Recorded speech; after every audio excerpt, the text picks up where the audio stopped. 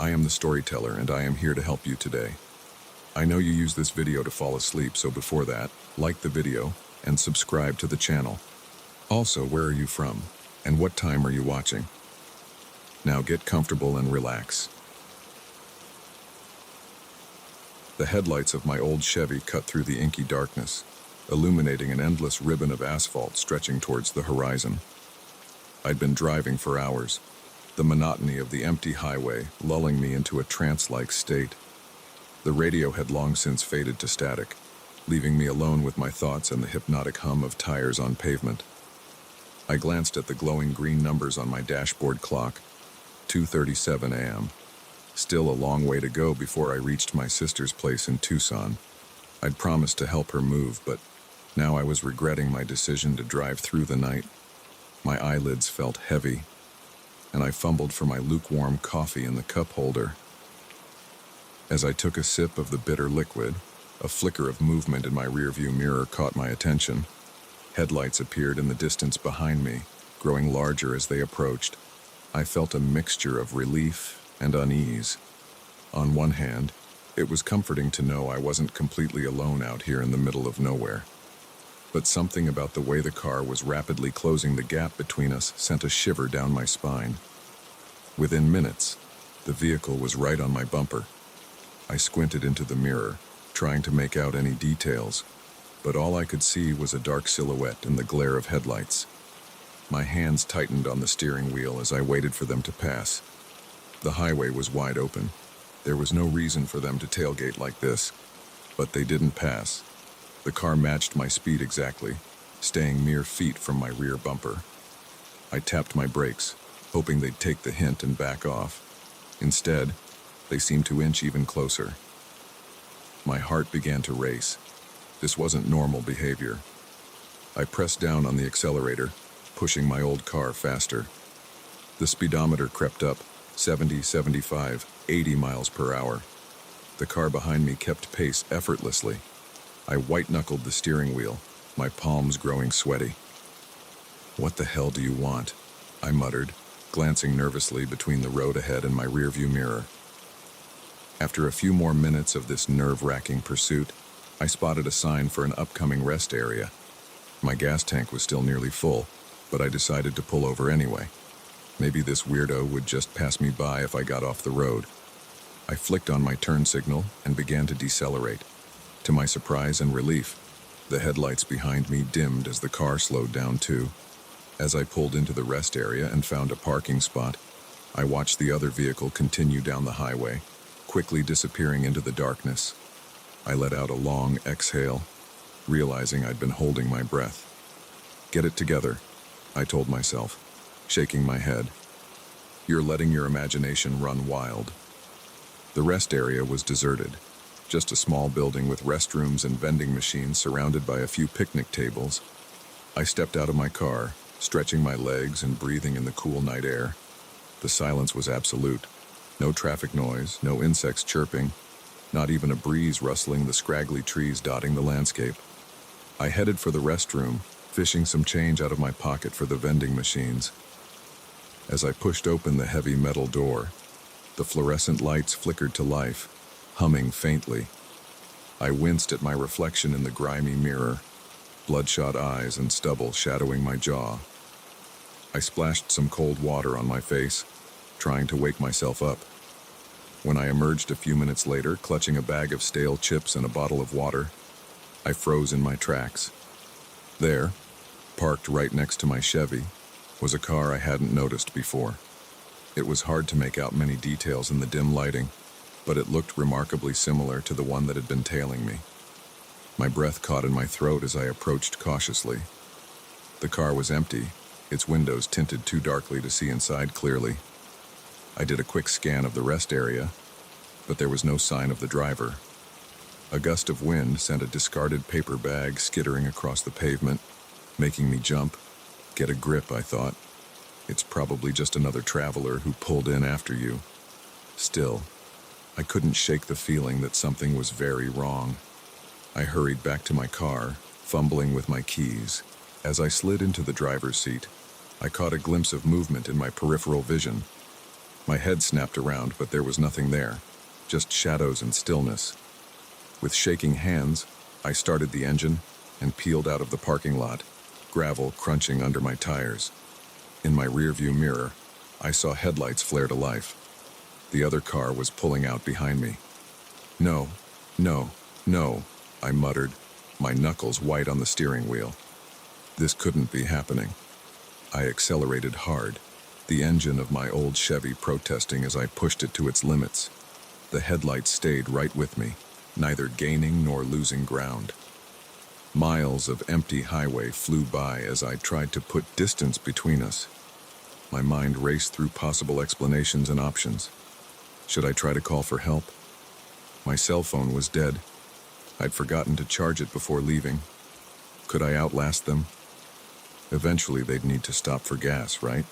Just as I was considering attempting some evasive maneuvers I'd seen in movies, a new set of headlights appeared on the horizon ahead of me. Relief flooded through me. Another car, a witness, maybe even help. As the approaching vehicle drew closer, I flashed my headlights desperately, trying to signal that something was wrong. But the car didn't slow down. It blazed past me at high speed, and in the brief moment it was alongside me, I caught a glimpse of the driver. The car was empty. I let out a strangled gasp, nearly swerving off the road in shock. That was impossible. I must not have seen correctly in the split second the car passed. But a cold dread settled in the pit of my stomach as I replayed the image in my mind. There had been no one behind the wheel.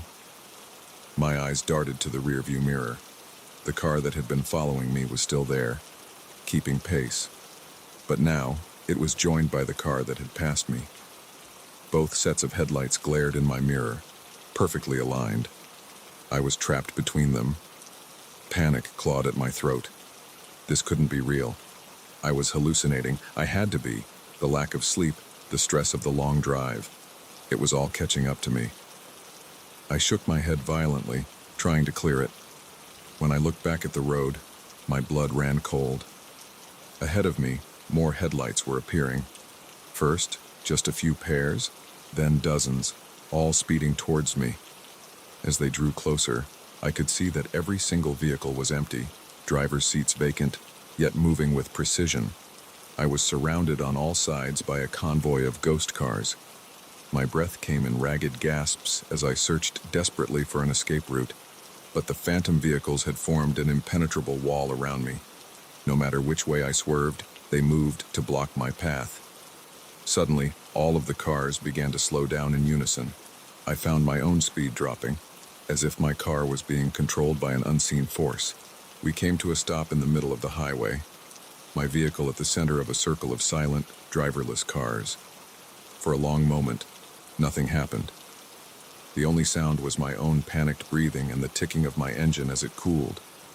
Then, one by one, the doors of the surrounding cars began to open. Dark figures emerged from each vehicle, humanoid shapes, but wrong somehow. They moved with an unnatural fluidity, gliding rather than walking. As they drew closer, I could see that their bodies seemed to be made of swirling shadows, constantly shifting and reforming. I scrambled to lock my doors, but my trembling fingers couldn't seem to find the button. One of the shadow figures reached my car and placed a hand on the window. Where it touched, frost spread across the glass in intricate patterns. The temperature inside my car plummeted. My breath fogged in front of me as I shrank back against the seat, as far from the window as I could get. The shadow being leaned in close, its featureless face inches from mine, separated only by the thin barrier of glass. And then, impossibly, it began to push through. The glass rippled like water as the figure's head and shoulders emerged into my car. I opened my mouth to scream, but no sound came out. The shadow creature reached for me with hands made of darkness. Just as its cold fingers brushed my skin, a blaring horn jolted me awake. I sat bolt upright, heart pounding. I was in my car, pulled over on the shoulder of the highway. Sunlight streamed through the windows, and a semi-truck roared past, the driver giving me an irritated look. It took me several minutes to get my bearings. I must have pulled over at some point during the night, too tired to continue. The terrifying journey had all been a dream.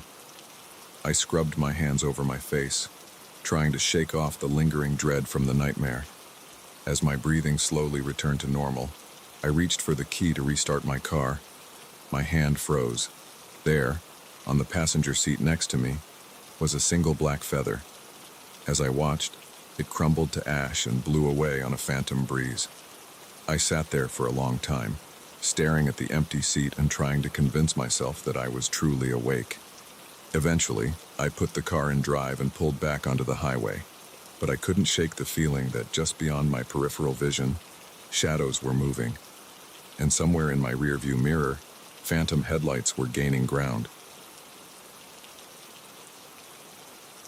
The scream that echoed across our farm that night wasn't human. It wasn't animal either. It was something in between, a sound that made my blood run cold and my hair stand on end. I'd heard all manner of noises growing up on this land, the low bellow of cattle, the shrill cries of hawks, even the occasional mountain lion's screech. But this was different, and it was coming from the old silo. I'm Jim Hawkins, third-generation owner of Hawkins Family Farm. We're not a big operation, just a modest spread of cornfields and cattle pastures nestled in the rolling hills of rural Ohio. The farm's been in my family for nearly a century, passed down from my grandfather to my father, and now to me. I know every inch of this land like the back of my hand, or at least, I thought I did. The night everything changed started like any other. I'd finished my evening chores, fed the livestock, and was looking forward to a cold beer and some mindless TV before bed. The sun had just dipped below the horizon, painting the sky in hues of orange and purple. A warm breeze rustled through the cornfields, carrying the earthy scent of late summer. I was halfway to the house when I heard it, that bone-chilling cry piercing the twilight. I froze, my work boots rooted to the dusty path. For a moment, I thought I must have imagined it. Then it came again, louder this time, unmistakable. My first instinct was to run, either away from the sound or towards the house to call for help. But something held me in place. Curiosity, stubbornness, or maybe just the ingrained responsibility of being the man of the farm. Whatever it was, I found myself turning towards the old silo instead of away from it. The silo loomed against the darkening sky, a hulking cylinder of corroded metal that hadn't been used in years. It was the oldest structure on the property, built by my grandfather in the 1930s. We'd switched to more modern grain storage decades ago, and the silo had stood empty ever since, a silent sentinel at the edge of the cornfields. As I approached, my footsteps crunching on gravel, an eerie silence fell over the farm. No crickets chirping, no distant lowing of cattle, just the sound of my own ragged breathing and the thudding of my heart in my ears. The silo's rusted door stood slightly ajar, creaking softly in the breeze. I hesitated, suddenly aware of how foolish this was. I had no weapon, no flashlight, nothing but my own two hands and a stubborn need to know what was going on in my own backyard. I pushed the door open wider, wincing at the screech of metal on metal. The interior was pitch black, the fading twilight unable to penetrate the silo's depths. I fumbled in my pocket for my phone, cursing under my breath when I realized I'd left it charging in the house. "Hello?" I called out, my voice echoing in the empty space. "Is anyone in here?" Silence. I took a tentative step inside, letting my eyes adjust to the darkness. The air was thick with the musty smell of old grain and something else, something sharp and acrid that made my nose wrinkle. As my vision slowly cleared, I began to make out shapes in the gloom. The concrete floor was littered with debris, old pieces of machinery, empty feed bags, rusted tools. But something else caught my eye, something that didn't belong. Scratches, deep, jagged grooves carved into the metal walls of the silo. They started near the floor and ran upwards, some as high as I could see in the dim light. My mind reeled, trying to make sense of what I was seeing. What could have made marks like that? And why? I ran my hand over one of the scratches, feeling the roughness under my calloused fingers. Whatever had done this had been powerful and desperate. A sound from above made me jerk my hand back. It was faint, barely audible, a scraping noise, like something moving against metal. I tilted my head back, squinting into the darkness overhead. That's when I saw it. A ladder, running up the side of the silo all the way to the top. It was old, the metal rungs coated with rust, but it looked sturdy enough. And at the top, was that a flicker of movement? Before I could talk myself out of it, I was climbing. The rungs were cold under my hands, flakes of rust coming off on my palms. Every instinct screamed at me to turn back, to run from this place and never look back. But something drove me upward, a need to know that overpowered my fear. I was about halfway up when I heard the noise again, that inhuman cry that had first drawn me here. It was louder now, coming from directly above me. I froze, clinging to the ladder, my heart pounding so hard I thought it might burst from my chest. For a long moment I stayed there, paralyzed between fear and curiosity. Then, slowly, I began to climb again, one rung at a time, my breathing ragged in the stillness of the silo. As I neared the top, a new sound reached my ears. A low, rhythmic thumping, like something heavy being dragged across metal. It was coming from the very top of the silo, just out of sight. I reached the final rung, my arms trembling with exertion and fear. Taking a deep breath, I poked my head up through the opening at the top of the ladder. What I saw there will haunt me for the rest of my days. The top of the silo was bathed in pale moonlight streaming through the open roof hatch. And there, in the center of the circular space, was something. It was vaguely humanoid in shape, but larger, much larger. Its skin was a mottled gray, hanging in loose folds over a skeletal frame.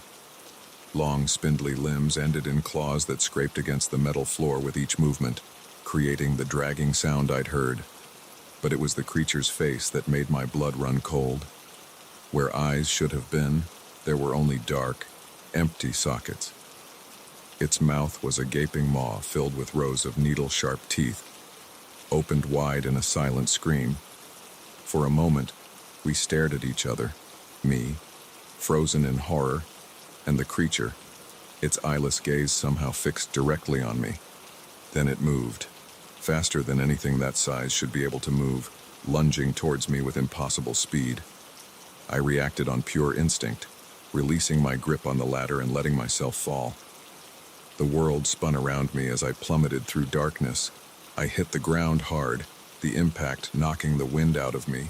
Pain shot through my body, but adrenaline pushed me to my feet. I stumbled towards the silo door, my vision blurry, ears ringing. Behind me, I could hear the creature descending, its claws screeching against metal as it climbed down the ladder with inhuman agility. I burst out of the silo, gasping in the cool night air. Without looking back, I ran. I ran faster than I've ever run in my life, across the fields towards the safety of the farmhouse. The sound of pursuit faded behind me, but I didn't slow down until I'd slammed and locked the door behind me. I spent the rest of the night huddled in my bedroom, every light in the house blazing, a loaded shotgun across my lap. As the first rays of dawn crept through the windows, I finally worked up the courage to look outside. The farm was quiet, peaceful in the early morning light. No sign of the horror I'd encountered. Part of me wanted to believe it had all been a nightmare, a hallucination brought on by stress and exhaustion. But I knew better. I called the sheriff that morning, trying to explain what I'd seen without sounding like a complete lunatic. To his credit, he listened patiently, then promised to send a deputy out to take a look around. They found nothing, of course. No creature, no scratches on the silo walls. The deputy gave me a look that was equal parts pity and suspicion, clearly thinking I was either crazy or pulling some kind of prank. But I know what I saw. I know what's out there, hiding in the darkness of that old silo. And every night since, as the sun dips below the horizon, I find myself staring out at that rusted cylinder, watching for any sign of movement. Because deep down, I know the truth. Whatever that thing was, it's still out there, waiting. And someday, it will be back. The farm's been in my family for generations. This land is in my blood.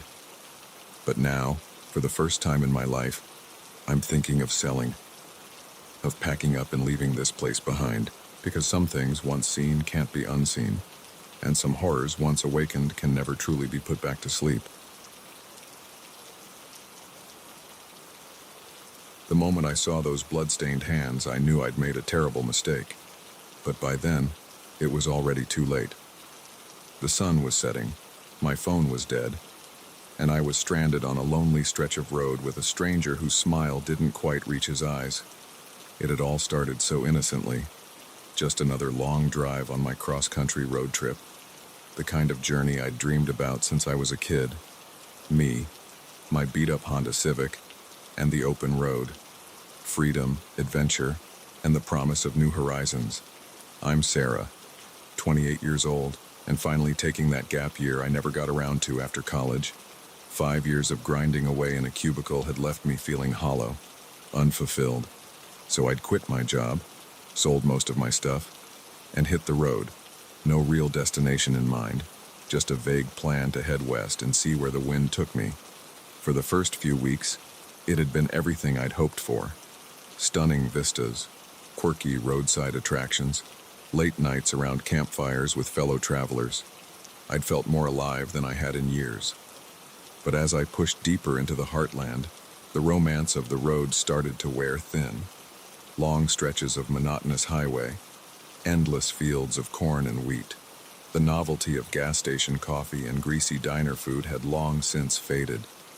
So when my car started making an ominous rattling noise somewhere in the middle of Nebraska, my heart sank.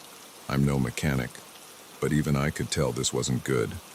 I managed to limp along for another hour or so, the rattling growing louder with each passing mile. Just as the sun was starting to dip towards the horizon, I spotted a faded sign for a town called Millbrook, population 362. It wasn't much, but it was my best hope for finding a mechanic before nightfall. I never made it to Millbrook.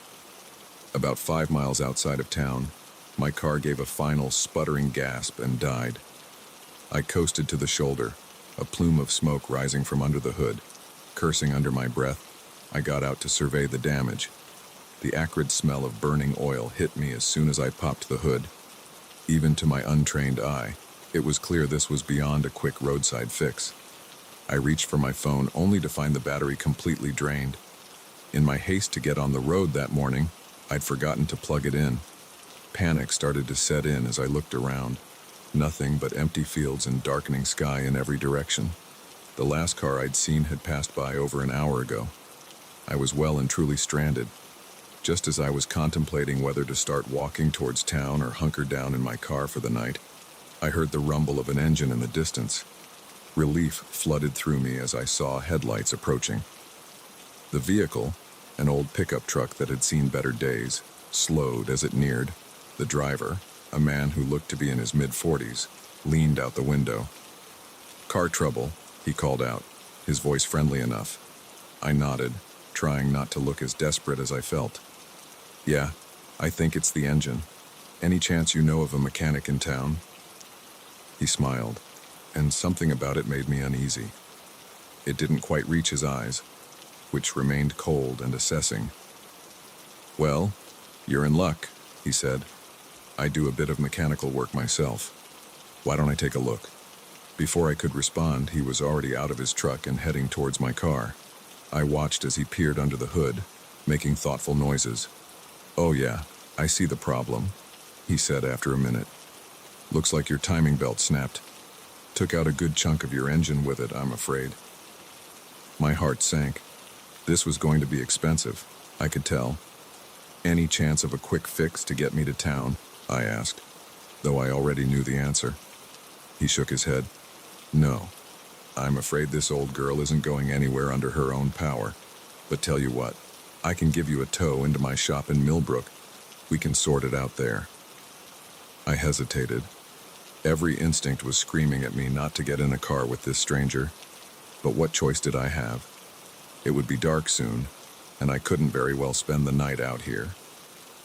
"That's really kind of you," I said, trying to sound grateful rather than apprehensive. "I really appreciate it." He waved off my thanks. "No trouble at all. Always happy to help a traveler in need. Name's John, by the way." "Sarah," I replied, shaking his offered hand. That's when I noticed it. As our palms met, I caught a glimpse of something dark caked under his fingernails and in the creases of his knuckles. At first, I thought it was grease or oil. He was a mechanic, after all. But as he pulled his hand away, I realized with a jolt of horror that it was blood. My mind raced. There could be innocent explanations, right? Maybe he'd cut himself working on a car earlier. Maybe he was a hunter and had been field dressing his kill. But the way his eyes glittered as he watched my reaction told me this was something far more sinister. I forced a smile, trying to act as if I hadn't noticed anything amiss. "So, shall we get started on that tow?"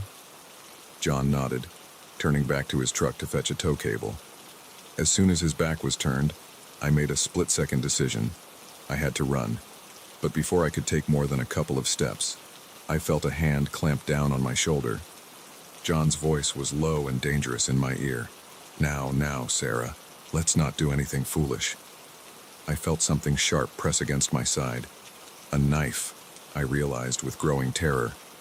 "Get in the truck," John said, his friendly demeanor gone. "And don't try anything stupid." With the knife at my back, I had no choice but to comply. As we pulled away, leaving my car behind, I watched the last traces of sunlight disappear from the horizon. The darkness that fell seemed to mirror the despair settling over me. We drove in silence for what felt like hours, though it couldn't have been more than 20 minutes. The knife remained pressed against my side, a constant reminder of the danger I was in. Finally, John turned off the main road onto a rutted dirt track. We bumped along for another few minutes before a dilapidated farmhouse came into view. My heart sank. This was no mechanic's shop. "Home sweet home," John said, his voice dripping with mockery. As we got out of the truck, I tried one last desperate plea. "Please," I said, hating the tremor in my voice. "You don't have to do this. Just let me go, and I swear I won't tell anyone." John's laugh was cold and humorless. "Oh, Sarah, don't you know? No one ever leaves Millbrook." He marched me towards the house, the knife now openly visible in his blood-stained hand. As we neared the porch, I heard something that made my blood run cold, the sound of muffled screams coming from inside. In that moment, I knew I had to act. It was now or never. Summoning every ounce of strength and courage I possessed, I drove my elbow back into John's solar plexus. He let out a grunt of pain and surprise, his grip on me loosening just enough. I bolted, running blindly into the darkness. I could hear John cursing behind me, his heavy footsteps in pursuit. But fear and adrenaline lent me speed I never knew I had. I ran until my lungs burned and my legs felt like jelly. When I finally dared to look back, there was no sign of John. But I didn't stop. I couldn't. I ran through cornfields and across muddy creeks. I ran until the first pale light of dawn began to streak the eastern sky, and still, I ran. It was mid-morning when I finally stumbled onto a highway. A kind-faced woman in a minivan stopped to help, her eyes widening at my wild appearance and frantic story. She drove me straight to the sheriff's office in the next town over. The investigation that followed uncovered horrors beyond my worst nightmares. John wasn't just a killer. He was part of something larger, something that had been preying on unlucky travelers for years. They found my car, of course. The engine was fine.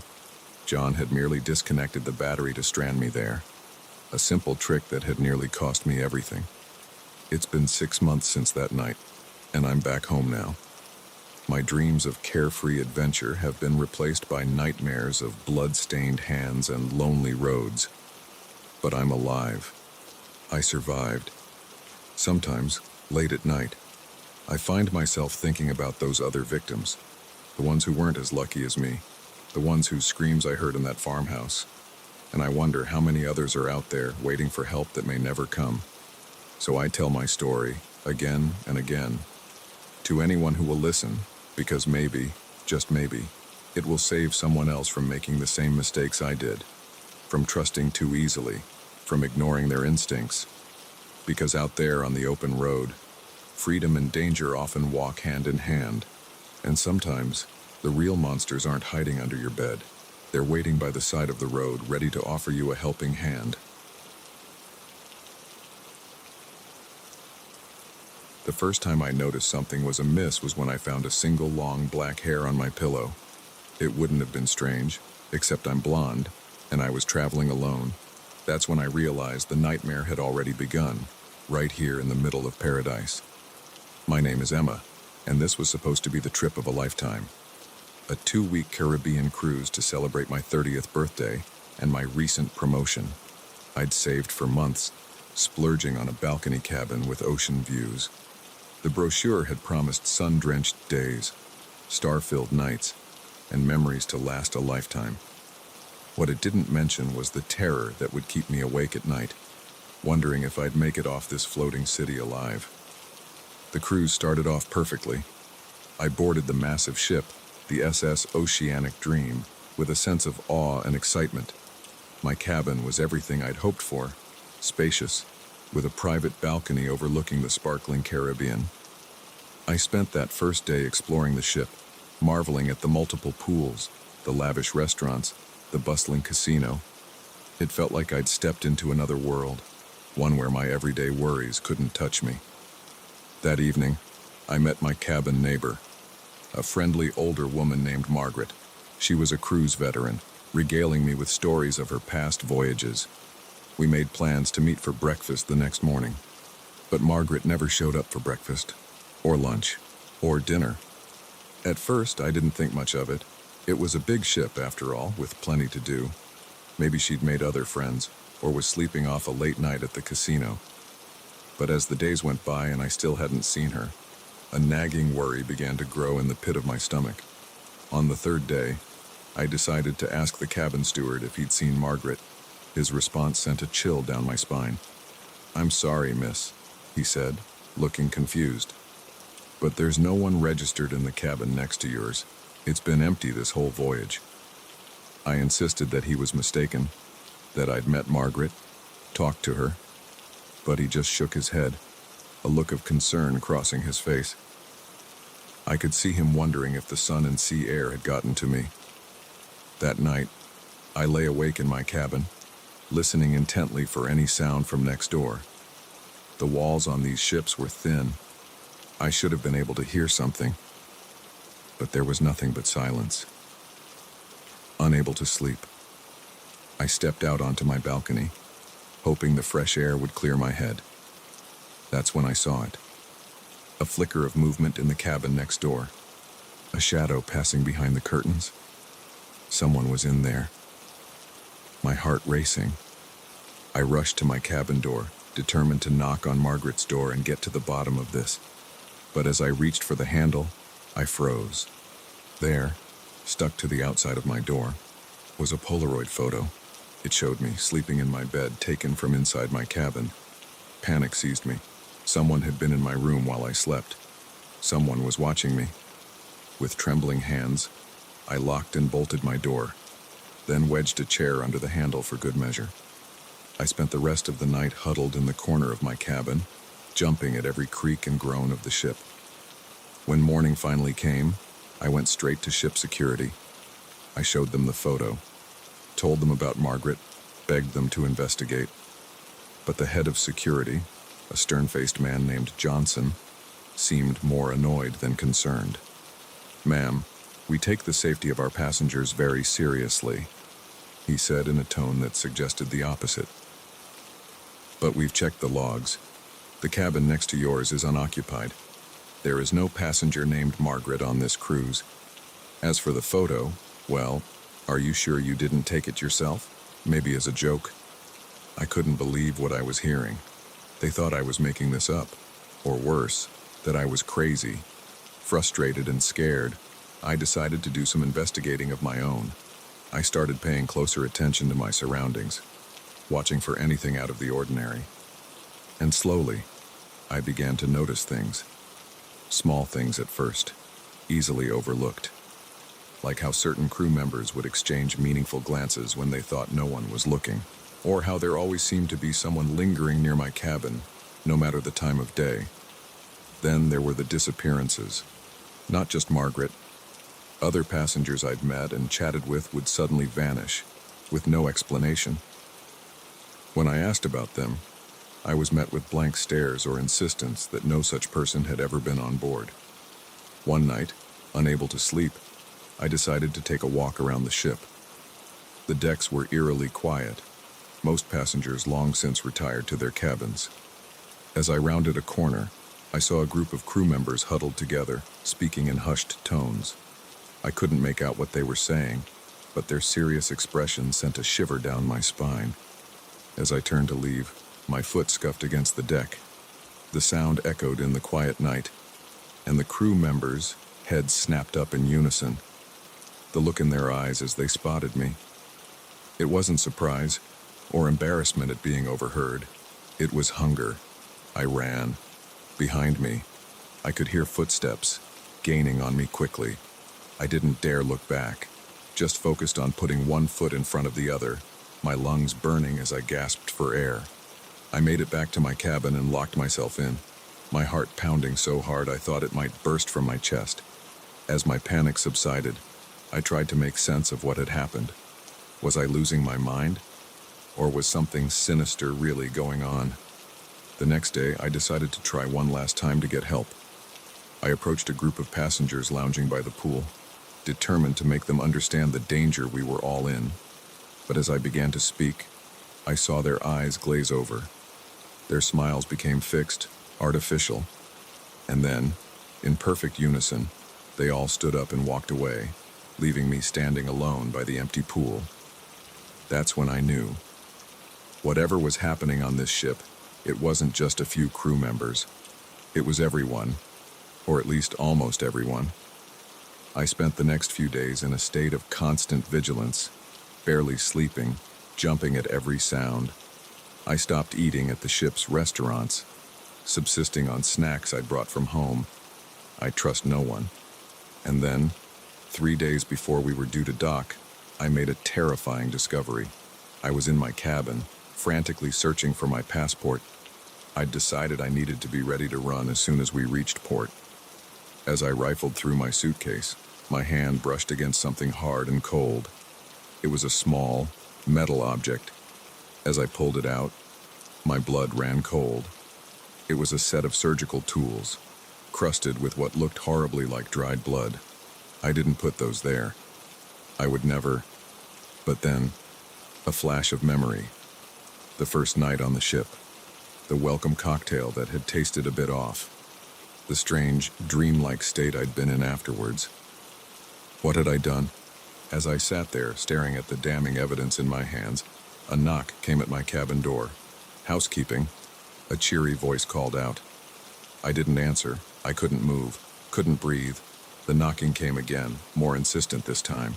"Miss Emma, we know you're in there. It's time for your treatment." Treatment? What treatment? I never signed up for any treatment. The door handle jiggled, once, twice. Then I heard the unmistakable sound of a key card sliding into the lock. In that moment, survival instinct took over. I grabbed my emergency bag, the one I'd packed days ago when I first suspected something was wrong, and ran for the balcony. As the cabin door swung open behind me, I did the only thing I could think of. I jumped. The shock of the cold water jolted me back to reality. I surfaced, gasping for air, and looked up at the towering hull of the ship. I could see figures on my balcony pointing down at me. In the distance, I heard alarms begin to blare. I started swimming. I had no idea how far I was from land, or if I could even make it. But I knew one thing for certain. Whatever fate awaited me in these waters, it couldn't be worse than what I was leaving behind. As I swam, the ship's lights grew dimmer, The last thing I heard before the waves swallowed all sound was a voice over the ship's PA system. "Attention passengers. We seem to have lost one of our own, but don't worry. On the SS Oceanic Dream, no one is ever truly lost. Sleep tight and sweet dreams." I don't know how long I swam. Hours, maybe days. My muscles screamed, my lungs burned. But finally, miraculously, I saw lights on the horizon, a coast, safety. As I dragged myself onto the beach, I knew my ordeal wasn't over. Who would believe my story? A ship full of people involved in, what? Some kind of cult? A massive conspiracy? Even I wasn't sure I believed it. But I knew what I'd seen, what I'd experienced, and I knew I had to warn others. So I'm telling my story now, to anyone who will listen, because somewhere out there, the SS Oceanic Dream is still sailing, still claiming passengers, and not everyone will be as lucky as I was. If you're planning a cruise, do me a favor. Double-check your itinerary, and if you see a ship called the Oceanic Dream, run. Run as fast as you can, because on that ship, the nightmare is all too real.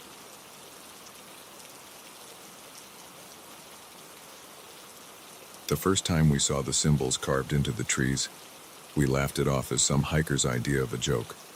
By the time we realized the truth, we were already lost in a maze of ancient pines, with something watching us from the shadows, something that didn't want us to leave. My name's Alex, and I've been an avid hiker for most of my 28 years. I thought I'd seen it all: treacherous mountain paths, unexpected wildlife encounters, even the occasional rescue mission for less experienced trekkers. But nothing could have prepared me for what happened in the depths of Blackwood National Forest. It was supposed to be a routine weekend trip. My best friend Jake and I had been planning this hike for months, poring over maps and trail guides, eager to explore one of the most remote areas of the forest.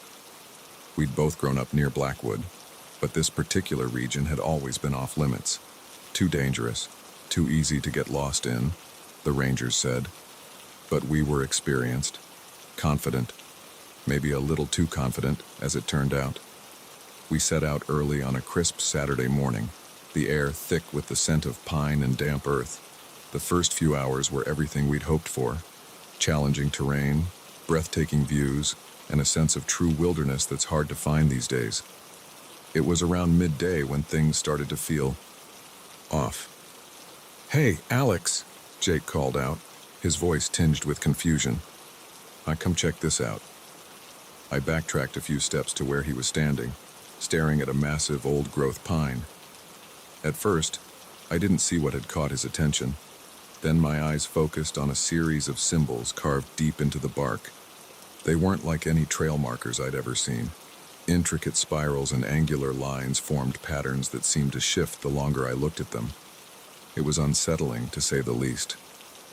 "Weird," I muttered, running my fingers over the grooves. They felt older than they looked, the edges worn smooth by time. Probably just some bored kids playing around. Jake nodded, but I could see the doubt in his eyes. "Yeah, probably. Let's keep moving."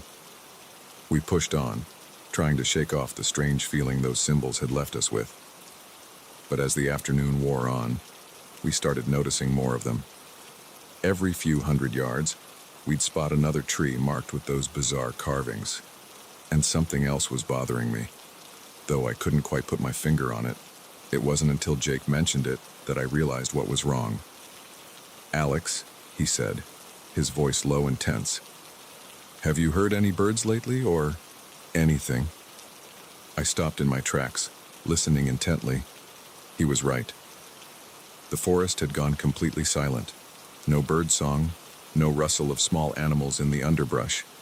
Nothing but the sound of our own breathing and the crunch of leaves under our boots.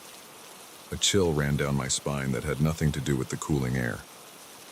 "Maybe we should turn back," I suggested, trying to keep the growing unease out of my voice. "We can always try this trail another day." Jake nodded eagerly, clearly as unsettled as I was. We consulted our map and GPS, plotting the quickest route back to the trailhead. But as we started to retrace our steps, Nothing looked familiar. The trees seemed to press in closer, their branches reaching out like gnarled fingers. Shadows deepened, despite it being early afternoon. And those symbols, they were everywhere now, carved into nearly every tree we passed. After an hour of increasingly panicked hiking, we had to face the truth. We were lost. "This is impossible," Jake muttered, frantically checking his GPS. "We should have hit the main trail by now.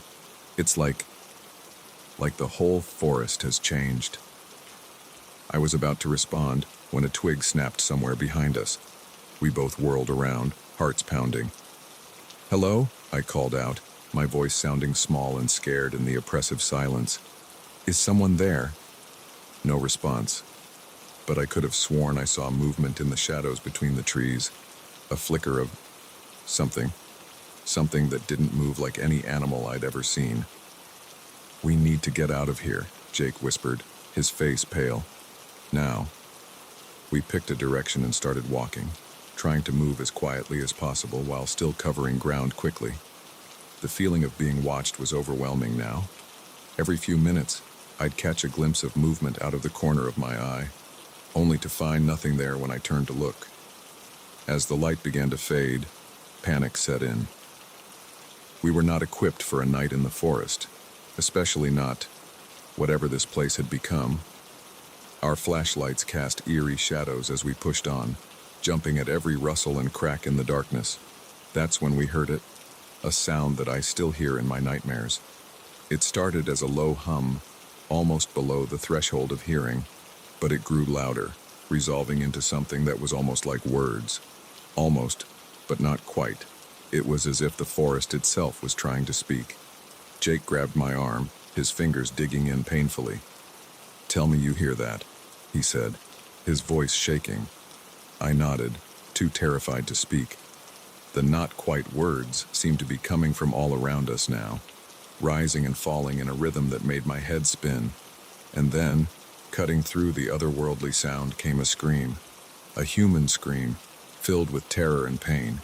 It came from somewhere ahead of us, deeper in the forest. We stood frozen, caught between the instinct to run and the ingrained need to help someone in trouble. "We have to check it out," I said finally, hating myself even as the words left my mouth. "What if someone's hurt?" Jake looked like he wanted to argue, but nodded grimly.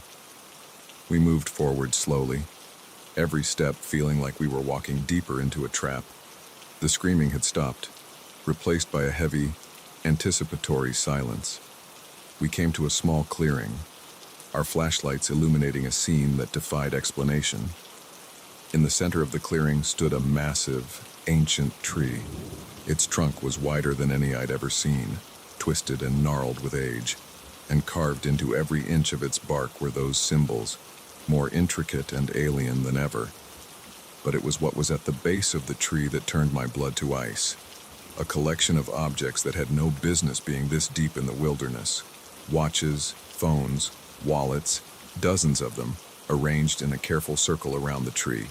Personal belongings from other hikers, other people who had wandered into this part of the forest and never made it out.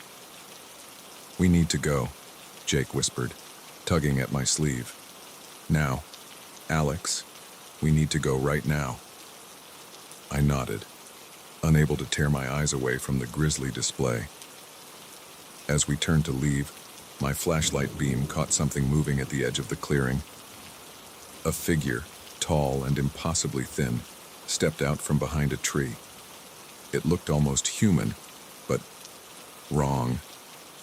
Its limbs were too long, its movements too fluid, and its face, where its face should have been, was nothing but smooth, blank skin.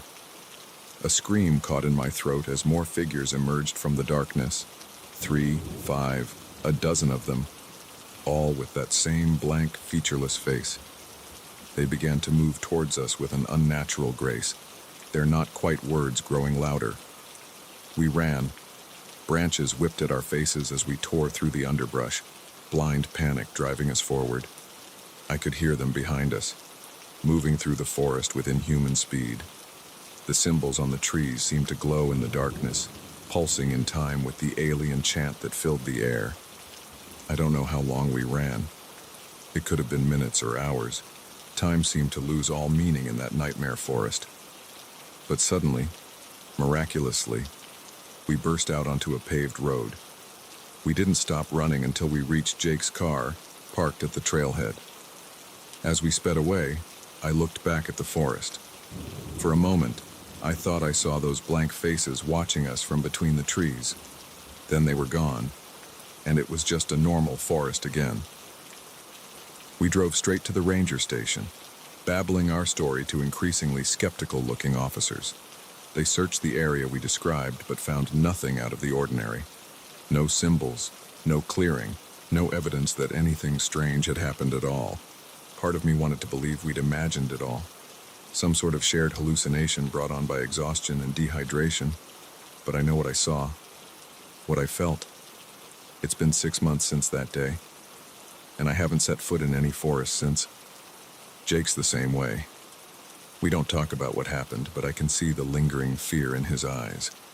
The same fear I feel every time I look at the trees lining my suburban street and wonder what might be hiding behind them. I'm telling this story now as a warning. If you ever find yourself in Blackwood National Forest, or any wilderness really, and you start to notice strange symbols carved into the trees, don't dismiss them. Don't laugh them off like we did. Turn around. Get out while you still can. Because there are things in this world that defy explanation. Things that live in the deep, dark places of the forest. Things that are always watching, always waiting for unwary travelers to wander just a little too far off the beaten path. And if you hear whispers in the woods that sound almost, but not quite, like words, run, run, and don't look back.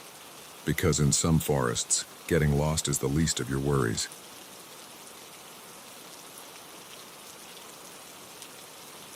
The scratching started on the second night. At first, I convinced myself it was just a raccoon or a curious bear.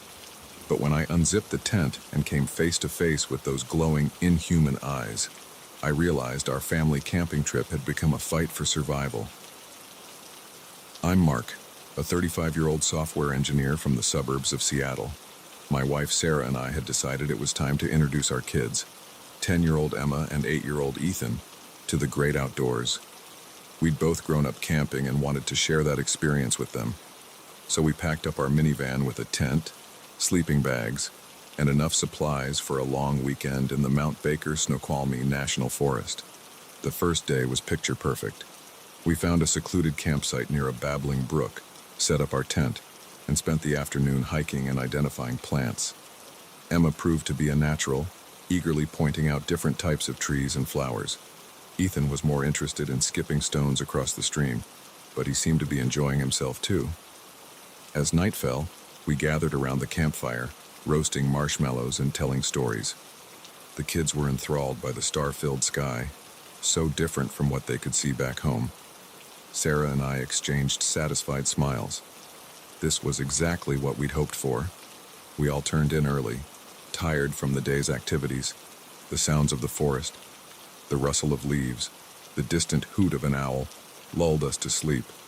It was peaceful, perfect, until it wasn't. The scratching woke me sometime in the early hours of the morning.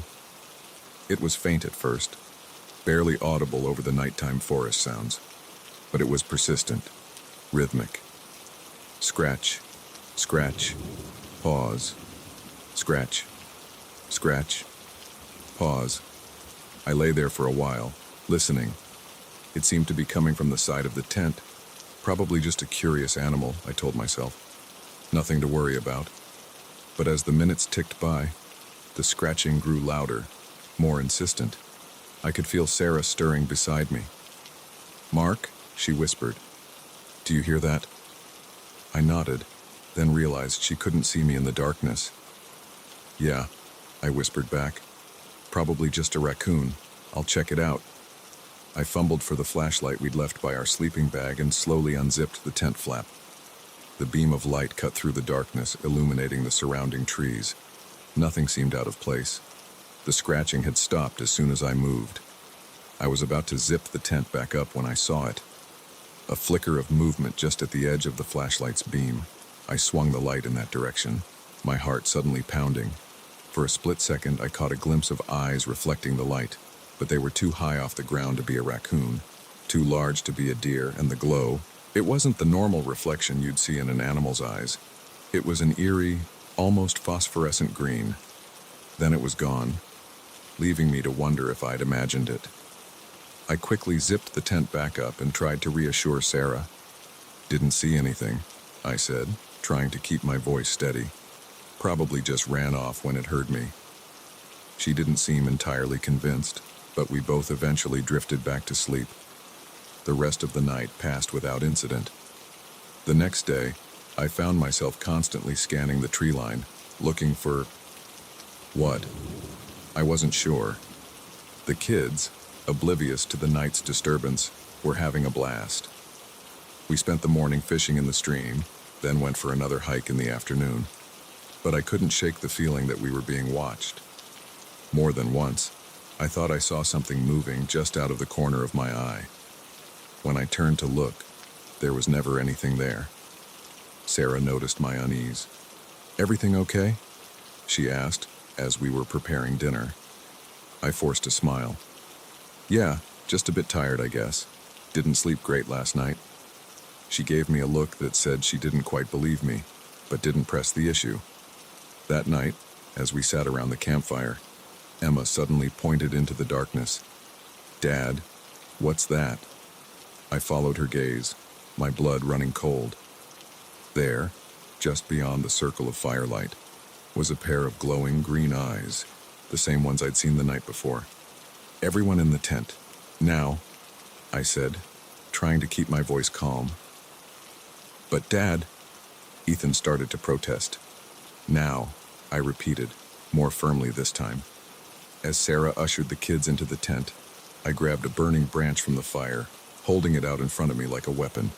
The eyes had disappeared, but I could hear movement in the underbrush, something circling our campsite. I backed slowly towards the tent, my eyes darting from shadow to shadow.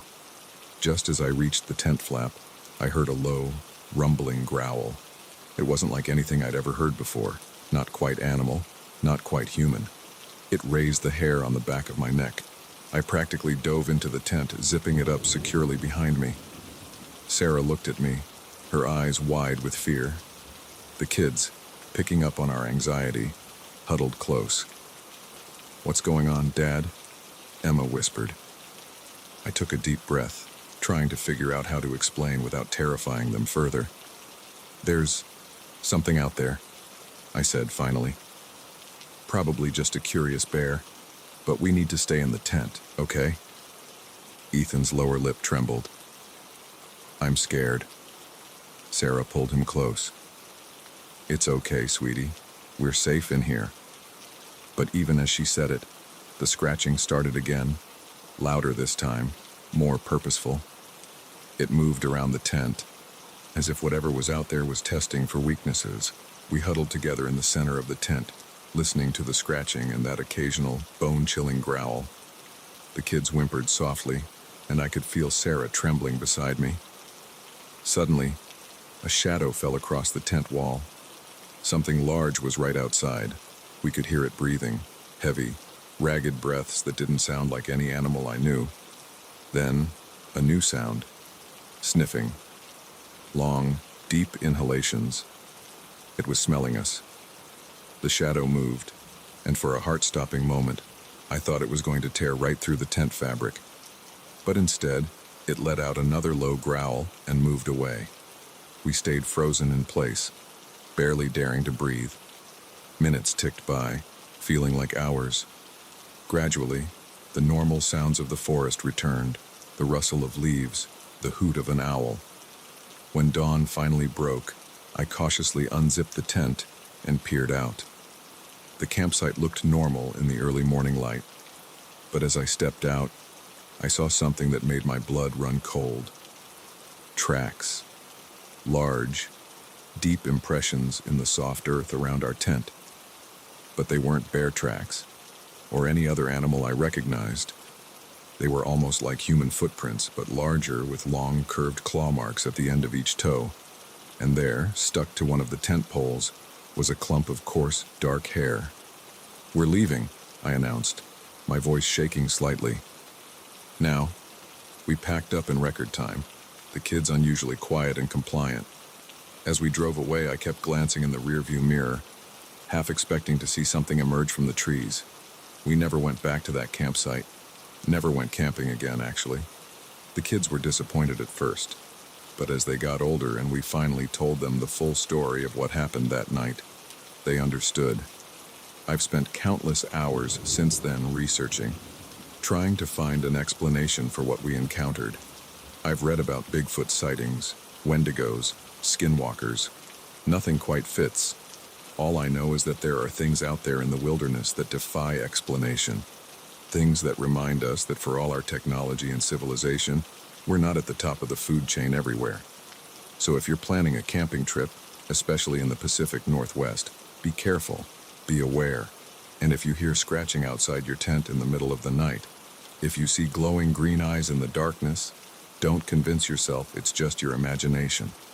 Because sometimes the monsters are real, and they're hungry.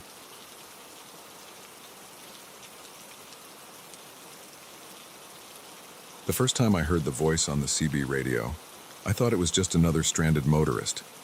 By the time I realized the truth, I was already deep in a nightmare I couldn't escape. They say the long-haul trucking life can drive you crazy, but I never expected it to nearly drive me to my death. My name's Jake, and I've been a trucker for the better part of 2 decades. I've crossed this country more times than I can count, hauling everything from fresh produce to auto parts. I've seen my share of weird stuff out on the road. Ghost trucks, unexplained lights in the sky, even what I swear was a honest-to-God UFO once. But nothing, and I mean nothing, could have prepared me for what happened that night in the backcountry of Montana. It was a run like any other. I was hauling a load of electronics from Seattle to Chicago, taking the northern route through Idaho and Montana. It was late October, and winter was coming on fast in the mountains. The forecast had warned of an early snowstorm, but I figured I could beat it if I pushed through the night. I'd just crossed the Idaho-Montana border when the snow started. At first, it was just a few flakes, nothing to worry about. But within an hour, it had turned into a full-blown blizzard. The world outside my windshield was a swirling mass of white, my headlights barely penetrating the gloom. I was considering pulling over to wait it out when I heard it. A crackle of static on my CB radio, then a voice cutting through the white noise. "Hello? Can anyone hear me? I need help." The voice was female, young-sounding, and terrified. I'd heard my share of distress calls over the years, but something about this one sent a chill down my spine that had nothing to do with the storm outside. I keyed the mic. "This is Big Jake. What's your situation?" "Oh, thank God," the voice replied, relief palpable in her tone. "My car broke down. I'm stranded out here in the storm. I don't know where I am exactly, but I passed a sign for Route 87 a while back." Route 87. That was the road I was on, though I couldn't remember seeing any turnoffs recently where a car might have gotten stuck. "All right, stay calm," I said. "I'm on 87 now.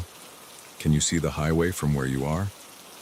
I think so," she said, her voice wavering.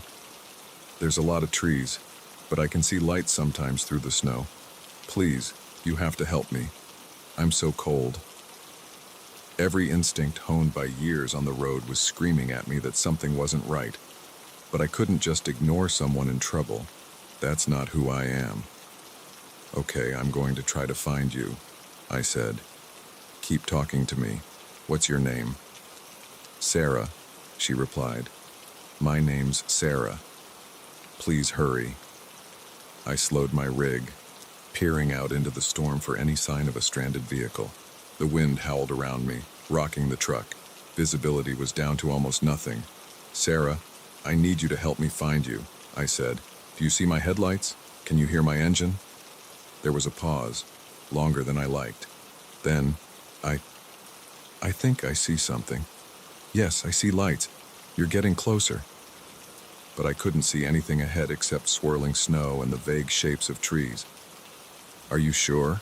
I asked. "I don't see any sign of a car." Please." Sarah's voice took on an urgent, almost frantic tone. "You're so close. Just a little further. Turn right up ahead."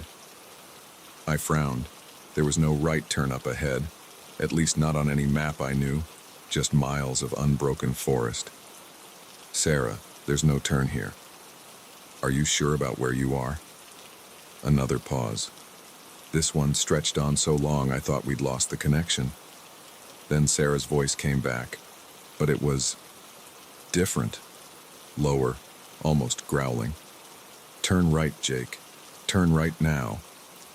A chill that had nothing to do with the storm ran down my spine. I eased off the accelerator, my knuckles white on the steering wheel. "Who is this?" I demanded. "What's going on here?" The laugh that came through the radio speaker wasn't human. It was a low, guttural sound that made my skin crawl. "Oh, Jake," the voice said, all pretense of being Sarah gone. "You should have turned right. Now we'll have to do this the hard way." Suddenly, my headlights illuminated something in the road ahead. A figure, standing motionless in the swirling snow. It was vaguely human-shaped, but too tall, too thin, and its eyes... God, its eyes glowed with an eerie, greenish light. I yanked the wheel hard, sending my rig into a skid. The world spun around me as I fought for control. I caught a glimpse of the figure as I careened past, its arms stretching out impossibly long, clawed fingers reaching for my truck. Then I was past it, fishtailing wildly on the icy road. It took everything I had to keep from jackknifing. By some miracle, I managed to straighten out, my heart pounding so hard I thought it might burst from my chest. I stomped on the accelerator, pushing my rig to speeds it was never meant to go in these conditions. In my side mirror, I could see something moving through the woods parallel to the road. Something fast. Impossibly fast. The CB crackled to life again. "You can't run, Jake," the voice taunted. "We know these woods. We know all the roads. All the shortcuts." I switched off the radio, but it made no difference. The voice continued, seeming to come from the very air around me. "We've been so hungry, Jake. So very hungry. And you're going to feed us, one way or another." I drove like a man possessed, taking turns too fast, skating on the edge of control. More than once, I felt the trailer start to swing out, nearly sending me off the road. But somehow, I kept it together. Hours passed in a blur of white snow and black terror. I didn't dare stop, didn't dare even slow down. Every time I thought I'd lost them, I'd catch a glimpse of glowing eyes in the woods, or hear that terrible voice on the radio. As dawn broke, I finally burst out of the mountains and onto the plains. The storm was behind me, the road ahead clear. I pulled into the first truck stop I saw, my hands shaking so badly I could barely turn off the engine. It took me 3 cups of coffee before I could even think straight. The locals gave me strange looks. I must have been a sight, wild-eyed and babbling about voices on the radio and things in the woods. Most of them wrote me off as another trucker who'd pushed himself too hard and started seeing things. But one old-timer, a leathery-faced man who introduced himself as Bill, listened to my story with a grim expression. "You're not the first to run into them," he said quietly. "Those woods, there's something wrong in them. Something old and hungry." He wouldn't say more, just shook his head and walked away, leaving me with more questions than answers. I called my dispatcher and told them I was taking some personal time. Spent a week in a motel, jumping at every shadow, before I felt steady enough to drive again. When I did get back on the road, I took the southern route. Haven't been anywhere near those Montana woods since. Sometimes, late at night when I'm driving and the CB is quiet, I think I hear a voice, a young woman, calling for help. I never answer anymore. Never will again. Because out there on the long, dark roads, not every call for help is what it seems. Sometimes, the voice on the other end of the radio isn't human at all. And sometimes, the real monsters aren't the ones we can see. So if you're ever driving through the mountains of Montana on a snowy night, and you hear a desperate voice on your radio, Keep driving. Don't stop. Don't answer. And whatever you do, don't turn right.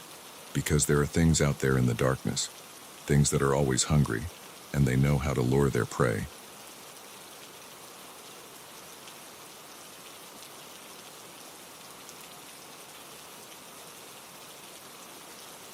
The first photo was just a blur, a dark smudge against the trees. I dismissed it as a malfunction, a quirk of the cheap trail camera. But as the images progressed, night after night, the figure became clearer, closer. And on the final night, when I woke to find my camera smashed and claw marks on my tent, I realized I wasn't documenting wildlife. I was being hunted. My name is Lena, and or I guess I should say I was, a wildlife photographer specializing in endangered species. I'd spent years traipsing through jungles and scaling mountains, capturing images of animals on the brink of extinction.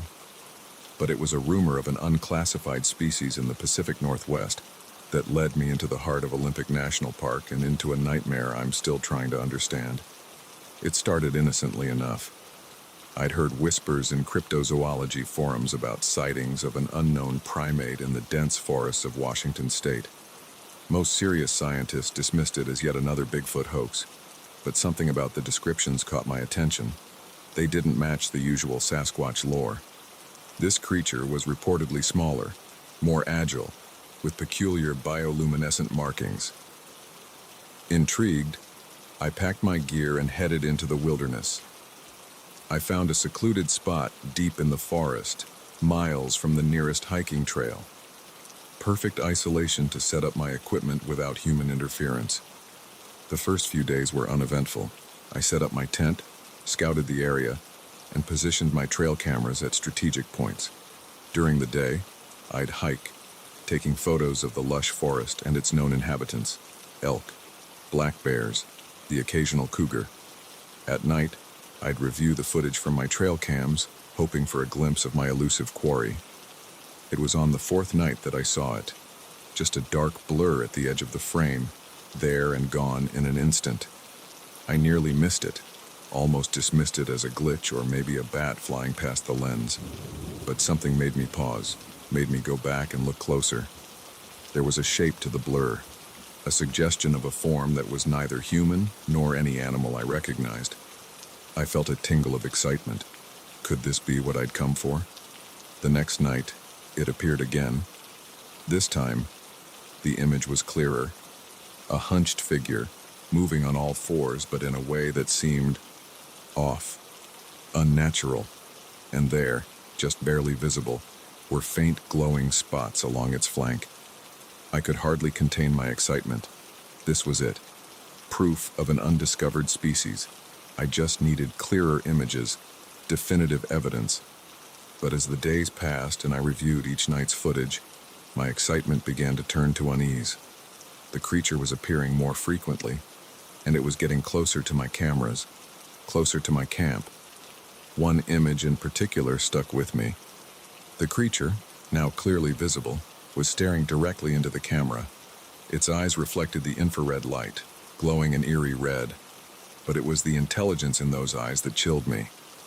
This wasn't the blank stare of an animal. There was purpose there, curiosity, maybe even malice. I told myself I was anthropomorphizing, projecting human qualities onto an animal. But deep down, I knew something wasn't right. A week into my stay, I woke in the middle of the night to a strange sound, a sort of chittering, like insects but deeper, more guttural. It was close, just outside my tent. I lay there, heart pounding, barely daring to breathe. Something moved past the tent, its shadow visible through the thin fabric. I could hear it sniffing, taking long, deep inhalations. Then, silence. After what felt like hours but was probably only minutes, I heard it move away, the underbrush rustling as it retreated into the forest. Come morning, I found prints around my tent. They were like nothing I'd ever seen, vaguely hand-like, but with long, curving claws at the end of each digit. I photographed them meticulously, my hands shaking as I operated the camera. That should have been my cue to pack up and leave. Any sane person would have hightailed it out of there, but I couldn't. Not when I was this close to the discovery of a lifetime. So I stayed. I moved my tent, set up more cameras. I started sleeping with my largest knife close at hand, though I wasn't sure what good it would do against a creature that could rip through canvas like paper. Each night, the images from my trail cams became clearer, more terrifying. The creature, and I was becoming increasingly convinced there was only one, was larger than I'd initially thought. Its body was covered in a sort of mottled fur, with those bioluminescent patches glowing softly in the infrared images. Its face was a nightmare, almost human in structure, but with a protruding snout filled with sharp teeth, and those intelligent, hungry eyes. It was studying my cameras, I realized. In some images, it would be examining them closely, tilting its head as if trying to understand the device. In others, it would be looking past the camera, towards my camp. I stopped sleeping more than an hour or two at a time. Every snapping twig, every rustle of leaves would jolt me awake, my hand clutching my knife, but it never came closer than the periphery of my camp, at least, not while I was awake. On what I'd decided would be my last night, creature or no creature, I couldn't take the stress anymore. I set up one final camera. I positioned it facing my tent, hoping to catch the creature if it approached during the night. I don't know what woke me. There was no sound, no movement that I was aware of. Just a sudden, overwhelming sense of wrong that jolted me from sleep. The chittering sound was back, but it wasn't outside the tent this time. It was inside, right next to me. I opened my eyes and found myself staring directly into the face of the creature. It was crouched over me, its hot breath fanning across my face, smelling of rotted meat and damp earth. Those bioluminescent patches pulsed softly, casting an eerie glow inside the tent. For a long moment, we just stared at each other. I was paralyzed with fear, unable to even scream. The creature tilted its head, studying me with those terrifyingly intelligent eyes. Then, deliberately, it reached out one long-fingered hand and grasped the knife I'd been clutching in my sleep. It pulled it from my grip effortlessly, never breaking eye contact. I was certain I was about to die. I waited for the slash of claws, the snap of teeth, but instead, the creature turned away. It moved to where my camera was set up, raised the knife, and in one swift motion, smashed the device to pieces. Then, it turned back to me. It made a sound, not the chittering from before, but something almost like speech. A series of clicks and guttural noises that, impossibly, seemed to form words. No, see, us. With that, it slashed its claws across the tent wall and was gone, leaving me alone in my shredded shelter, surrounded by the wreckage of my equipment. I don't remember packing up. I don't remember the hike back to civilization. The next clear memory I have is sitting in a diner miles away from the forest, my hands shaking as I tried to hold a cup of coffee. I never reported what I saw. Who would believe me? I had no evidence the creature had seen to that. All my cameras were destroyed, the images lost. Even the prints around my tent had been obliterated, obscured by what looked like deliberate scraping of the ground. I've spent the years since trying to make sense of what happened. Was it really an unknown species? Some kind of primate that had evolved in isolation? Or was it something else entirely? Something that defied scientific classification? I don't know. But I do know this. There are things in this world that we don't understand. Things that don't want to be understood. And sometimes, when we go looking for the unknown looks back. I haven't set foot in a forest since that night. I've given up wildlife photography, moved to the city where the only creatures I have to worry about are of the human variety. But sometimes, late at night, I wake up in a cold sweat, certain I can hear that chittering sound outside my window. And I lie there, paralyzed, wondering, did I really escape that night? Or did it let me go? And if it did, why?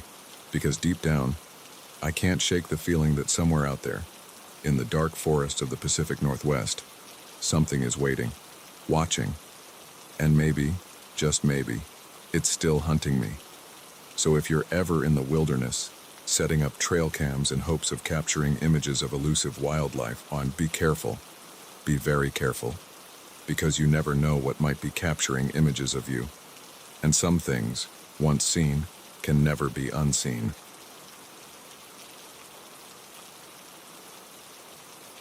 The first time I saw the figure darting between the corn rows, I told myself it was just my imagination. By the time I realized the truth, I was lost in an endless maze of stalks, my phone dead, and night falling fast. I never should have gone into that field alone. My name's Jack, and I've worked summers on my uncle's farm since I was old enough to walk. At 17, I thought I knew every inch of the sprawling cornfields that stretched as far as the eye could see.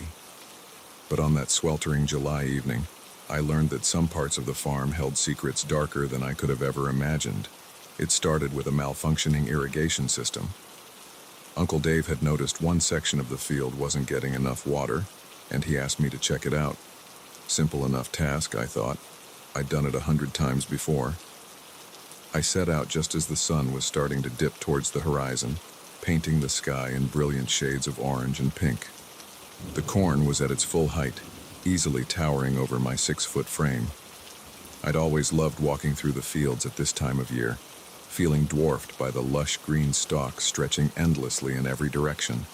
The faulty section was near the center of the field, so I had a good 10-minute walk ahead of me. I moved quickly, wanting to get the job done before dark. The corn rustled around me as I pushed through, the leaves rough against my bare arms. About halfway to my destination, I heard it. A sound that didn't belong. Not the usual chorus of crickets or the distant lowing of cattle, but something else.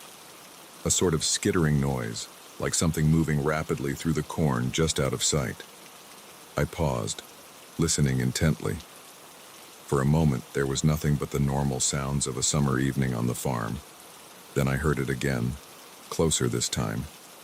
A rush of movement, the corn stalks swaying unnaturally about 20 feet to my left.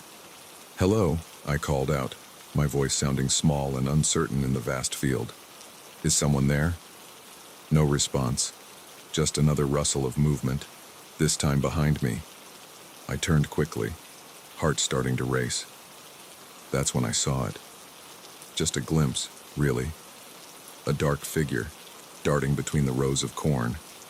It was there and gone so fast I couldn't make out any details. Just an impression of something large, moving in a way that didn't seem quite human. I told myself I was imagining things. It was probably just a deer, I reasoned, or maybe one of the farm dogs had gotten into the field. But deep down, I knew it wasn't either of those things. I picked up my pace, no longer meandering but moving with purpose towards the irrigation system. The sooner I fixed the problem, the sooner I could get out of this field. But as I walked, I became increasingly disoriented. The rows all looked the same, an endless sea of green. I could have sworn I should have reached the faulty section by now, but there was no sign of it. I pulled out my phone, intending to use the GPS to get my bearings. My stomach dropped when I saw the screen. No signal. And worse, the battery was almost dead. I'd forgotten to charge it last night. That's when I heard the skittering noise again. Much closer this time. Close enough that I could hear something else underneath the sound of movement. A low, guttural growl that raised the hair on the back of my neck. I started to run. I crashed through the corn, no longer caring about following the rows. All sense of direction was lost as I fled from the unseen presence that I could feel pursuing me. Cornstalks whipped at my face and arms, leaving stinging cuts, but I didn't slow down. I don't know how long I ran. It could have been minutes or hours. Time seemed to lose all meaning in that green maze. But eventually, gasping for breath, I had to stop. I bent over, hands on my knees, trying to gulp in air. The sun had almost set now, the light fading rapidly. As my breathing slowed, I realized I couldn't hear anything. No crickets, no birds, nothing but the sound of my own panting breaths. Then, a rustle, directly in front of me. I straightened up slowly, my eyes straining in the dim light. The corn parted, and a figure stepped out into the small clearing I'd found myself in. My mind struggled to make sense of what I was seeing. It was vaguely humanoid in shape, but wrong. Too tall, too thin. Its arms hung down past its knees, ending in hands tipped with long, curved claws. But it was the face that made my blood run cold. Where features should have been, there was only smooth, blank skin. No eyes, no nose, no mouth. Just a featureless oval of pallid flesh. I stood frozen, unable to move, unable to even scream. The creature cocked its head to one side, as if studying me. Then, impossibly, a seam appeared in the smooth face. It split open, revealing rows of needle-sharp teeth. That's when I found my voice. I screamed, a sound of pure terror that seemed to startle the creature. It flinched back, and I seized the opportunity. I turned and ran again, no longer caring about direction or finding my way out. I just needed to get away from that thing. I crashed through the corn, branches and leaves slashing at me. I could hear it behind me, moving impossibly fast. That skittering sound was all around me now, as if there were multiple creatures converging on my position. Just when I thought my legs would give out, I burst out of the cornfield. I found myself on the dirt road that ran along the edge of the property. In the distance, I could see the lights of the farmhouse. I ran towards those lights like my life depended on it, because I was pretty sure it did. I don't remember much of what happened next. I have vague memories of bursting into the kitchen, babbling incoherently to my startled aunt and uncle. I remember the look of concern on their faces turning to alarm as they took in my scratched and bleeding state. Uncle Dave got out his rifle and went to check the fields, but of course, he found nothing. No strange creatures, no signs of anything unusual, just corn, stretching as far as the eye could see in the beam of his flashlight. They thought I'd gotten heat stroke, become disoriented and panicked in the field. And part of me wanted to believe that, wanted to think it had all been some kind of hallucination brought on by dehydration and exhaustion. But I know what I saw, what I heard, what I felt pursuing me through that cornfield. I left for college a month later, earlier than planned. I told my parents I was eager to get settled in my dorm, but the truth was, I couldn't stand to be on that farm anymore. Couldn't bear to look at those fields and wonder what might be hiding in them. It's been 5 years since that night. I'm finishing up my degree now, in a city far from any cornfields. I thought I'd put it all behind me. But last week, I got a call from my aunt. Uncle Dave had disappeared. He'd gone out to check on the irrigation system one evening and never came back. They found his truck parked at the edge of the field, but no sign of him. As she spoke, I could hear the panic in her voice, the fear. But underneath that, I heard something else. The faint sound of rustling corn, carrying through the phone line. And just before the call cut out, I heard it. That skittering noise that has haunted my nightmares for years. I'm on my way back to the farm now. I know it's crazy. I know I should stay far away from those fields, but I can't abandon my family. I have to know the truth. So if you're ever driving through farm country on a summer evening, and you see a sea of corn stretching to the horizon, remember this. Not all fields are what they seem, and sometimes the real danger isn't getting lost in the rows. It's what might find you there. Because in some cornfields, something is waiting, watching, hungry, and it's only a matter of time before it decides to harvest.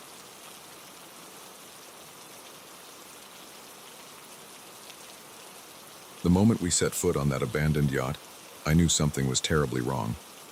The eerie silence, the signs of struggle, the increasingly frantic logbook entries, it all pointed to a nightmare we couldn't begin to imagine. But by the time we realized the true horror of what had happened, it was already too late. We weren't alone on that ghost ship, and our uninvited guests were hungry. My name's Mike, and I've been a commercial fisherman out of Gloucester, Massachusetts for the better part of 2 decades. I've seen my share of strange things out on the water. Freak storms, impossible waves, even what I swear was a sea monster once, though no one believes that story after a few beers. But nothing, and I mean nothing, could have prepared me for what happened that day on the Atlantic. It was supposed to be a routine fishing trip. Me and my crew, my first mate Jack, and our greenhorn Charlie, had set out at dawn, heading for our usual spots about 100 miles offshore. The weather was perfect, clear skies and calm seas. We were looking forward to a good haul. We'd been out for about 6 hours when Jack spotted it. A yacht, drifting aimlessly about a half-mile off our starboard side. It was a big one, probably 80 feet or so, the kind of boat that costs more than I'd make in 10 lifetimes. "Should we check it out?" Charlie asked, his voice tinged with excitement. The kid was always eager for anything out of the ordinary. I hesitated. Maritime law says you're obligated to render assistance to vessels in distress, but something about this didn't feel right. The yacht seemed intact. No visible damage. Why wasn't anyone on deck? Why hadn't they radioed for help? But in the end, duty won out over my unease. "Bring us alongside," I ordered Jack, "but keep the engine running. If anything seems off, we're out of here." As we drew closer, the wrongness of the situation became more apparent. The yacht was pristine, almost too clean. No signs of life on deck, no movement at all. It was as if the boat had been abandoned in a hurry. We pulled up alongside and hailed them. No response. I tried the radio. Nothing but static. "I don't like this, Mike," Jack muttered, his weathered face creased with concern. I didn't either, but we were here now. "Let's take a quick look," I said. "Charlie, you stay here with the boat. Jack and I will check it out. If anything happens, anything at all, you radio the Coast Guard and get the hell out of here. Understood?" Charlie nodded, his earlier excitement replaced by nervous energy. Jack and I boarded the yacht, the gentle lapping of waves against the hull the only sound. The deck was immaculate, not a rope out of place. But as we approached the main cabin, I noticed something odd. Scratches on the door frame, deep gouges in the polished wood. I exchanged a glance with Jack. He'd seen it too. We both drew the filleting knives we kept on our belts. Not much of a weapon, but better than nothing. I pushed open the door, wincing at the creak of hinges. The interior was dim, shafts of sunlight filtering through partially closed blinds. As my eyes adjusted, I took in the scene before us. The main salon was a mess. Furniture overturned, cushions slashed open, and there, on the plush carpet, dark stains that could only be blood. "Jesus," Jack whispered. "What the hell happened here?" I shook my head, my mouth dry. "Let's check the rest of the boat, quick and quiet. If we find anyone alive or otherwise, we radio the Coast Guard immediately." We moved through the yacht, room by room. The galley was ransacked, cupboards emptied, food scattered everywhere. The staterooms were in similar disarray, clothes strewn about, more of those unsettling bloodstains on the sheets. But it was what we found in the captain's quarters that chilled me to the bone. The room was relatively untouched, save for the desk. Papers were scattered everywhere, and in the center lay an open logbook. The early entries were mundane, weather reports, course changes, nothing unusual. But as we flipped through the pages, the tone changed dramatically. The last entry, dated just 2 days ago, was a scrawl of barely legible handwriting. "They're inside the walls. God help us. They're inside the walls. If anyone finds this, don't..." The entry ended abruptly, a long ink streak trailing off the page. Jack and I looked at each other, the same thought mirrored in our eyes. We needed to get off this boat. Now, that's when we heard it. A skittering sound, like something moving inside the walls. At first, I thought it might be rats, but rats don't make the walls bulge and ripple like something massive was moving through them. "Run!" I yelled, all pretense of stealth forgotten. We burst out of the captain's quarters, racing for the deck. Behind us, I could hear the sound of tearing metal, of something bursting free from its confinement. We emerged into the sunlight, gasping for breath. Charlie was at the railing of our boat, eyes wide with fear. "Start the engine," I bellowed. "We're leaving." But before we could make it to our vessel, something erupted from the yacht's deck. The polished wood splintered as a creature burst through, all writhing tentacles and gnashing teeth. It was like nothing I'd ever seen before. Part octopus, part eel, but twisted into something nightmarish and wrong. More of them followed, pouring out of every opening in the yacht. They moved with terrifying speed, undulating across the deck towards us. Jack was closest to our boat. He leaped the gap, landing hard on our deck. I was right behind him, my muscles screaming as I pushed myself to jump farther than I ever had before. I made it. Barely. Tentacles lashed at my legs as I sailed through the air, but they fell short by inches. "Go! Go! Go!" I shouted at Charlie, who was frozen at the wheel, his face a mask of terror. The roar of our engine coming to life snapped him out of it. He threw the throttle forward, and we lurched away from the yacht. But the creatures weren't done with us. They poured over the side of the yacht, hitting the water and swimming with unnatural speed.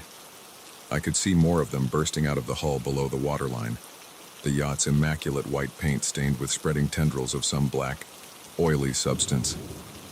"Faster!" Jack yelled, grabbing a gaff hook and swinging it at a tentacle that had latched onto our stern. Charlie pushed our boat to its limits, the engine screaming in protest. Slowly, agonizingly, we began to pull away from the writhing mass of creatures pursuing us. I don't know how long we ran. Hours. Maybe. We didn't slow down until the yacht was long out of sight and our fuel gauge was dangerously low. Only then did we dare to breathe, to try and process what we'd seen. We radioed the Coast Guard, trying to explain what had happened. They didn't believe us, of course. How could they? It sounded insane even to us, and we'd lived through it. They sent out a cutter to investigate, but by the time they reached the coordinates we gave them, there was no sign of the yacht, no debris, no oil slick, nothing to indicate a boat had ever been there. We were questioned for hours when we got back to port. The authorities thought we were running drugs, or had stumbled upon some kind of smuggling operation. They couldn't wrap their heads around what we were telling them. In the end, they let us go. No evidence of wrongdoing, they said. Just the ravings of fishermen who'd been out in the sun too long. But I know what I saw, what we all saw. There's something out there in the Atlantic, something that doesn't belong in this world, something that can infest a ship, hollow it out from the inside, and wait for unsuspecting victims. I don't go out on the water anymore, can't bring myself to set foot on a boat. Jack and Charlie are the same way. We've all found jobs on land as far from the ocean as we can get, but sometimes, late at night, I swear I can hear it, that skittering sound, like something moving inside my walls. And I lie awake, wondering, did we really escape that day? Or did we bring something back with us? So, if you're ever out on the ocean and you come across a drifting boat, pristine and seemingly abandoned, don't approach it, don't board it, just run. Run as fast and as far as you can, because some ghost ships aren't empty, and some nightmares don't end when you think you've escaped.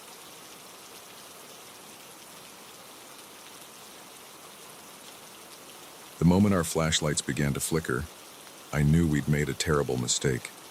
The darkness of the abandoned mine seemed to press in around us, hungry and alive. And as the last light died, leaving us in pitch blackness, I heard it, the sound of something ancient and angry stirring in the depths. My name's Alex, and I've been an urban explorer for the better part of a decade. There's something intoxicating about uncovering the secrets of abandoned places, about walking where few have dared to tread in years, maybe even centuries. But our expedition into the old Holloway silver mine would prove to be my last. It started, as these things often do, with a rumor. Whispers on message boards about a vast network of tunnels beneath the mountains of Colorado, untouched since the mine's mysterious closure in 1923. The stories varied. Some said the miners had struck a rich new vein right before the shutdown. Others swore they'd uncovered something that wasn't silver at all, something that led to the mine being sealed off by the government. Whatever the truth, it was too tempting to resist. I gathered a small team, my usual exploring partner, Sam, a go, and a local guide named Mike who claimed to know a way in. We packed our gear, told ourselves we were prepared for anything, and set off into the wilderness. The entrance to the mine was hidden behind a tangle of overgrown vegetation, the old warning signs barely visible beneath a century of neglect. Mike led us to a section of the hillside that looked no different from any other, then pushed aside a curtain of vines to reveal a narrow opening. This was an old air shaft, he explained, his voice tinged with excitement. The main entrance was collapsed decades ago, but this should take us right into the heart of the mine. We switched on our headlamps and entered single file, the beam of light from my lamp seeming pitifully small against the vast darkness ahead. The air was cool and damp, heavy with the musty smell of long-abandoned spaces. For the first hour or so, everything went smoothly. We marveled at the old equipment left behind, rusted carts and pickaxes frozen in time. Sam took photos, the flash of her camera momentarily illuminating vast chambers carved out of the living rock. But as we delved deeper, an uneasy feeling began to creep over me. The tunnels seemed to twist and turn in ways that defied logic, leading us ever downward. And there was something about the quality of the darkness that felt wrong. It seemed to swallow our light, pressing in around the edges of our beams as if trying to consume them. "Does anyone else feel like we're being watched?" Sam whispered, her voice echoing strangely in the confined space. I was about to dismiss her concern when I saw it, a flicker of movement just at the edge of my light's beam. I swung my flashlight towards it, but there was nothing there, just more darkness. "It's probably just bats," Mike said, but he didn't sound convinced. We pressed on, the uneasy feeling growing with every step. That's when our lights started to fail. It happened gradually at first. My headlamp dimmed, then brightened again. Sam's flashlight flickered intermittently. We all checked our batteries, but they were fresh. We'd put new ones in just before entering the mine. "This doesn't make sense," I muttered, tapping my lamp. "These should last for days." As if in response to my words, all of our lights went out simultaneously, plunging us into absolute darkness. For a moment, we stood frozen, the sudden absence of light disorienting. Then Sam let out a nervous laugh. "Okay, very funny, guys. Who turned out the lights?" But it wasn't a joke. No matter what we did, none of our lights would come back on.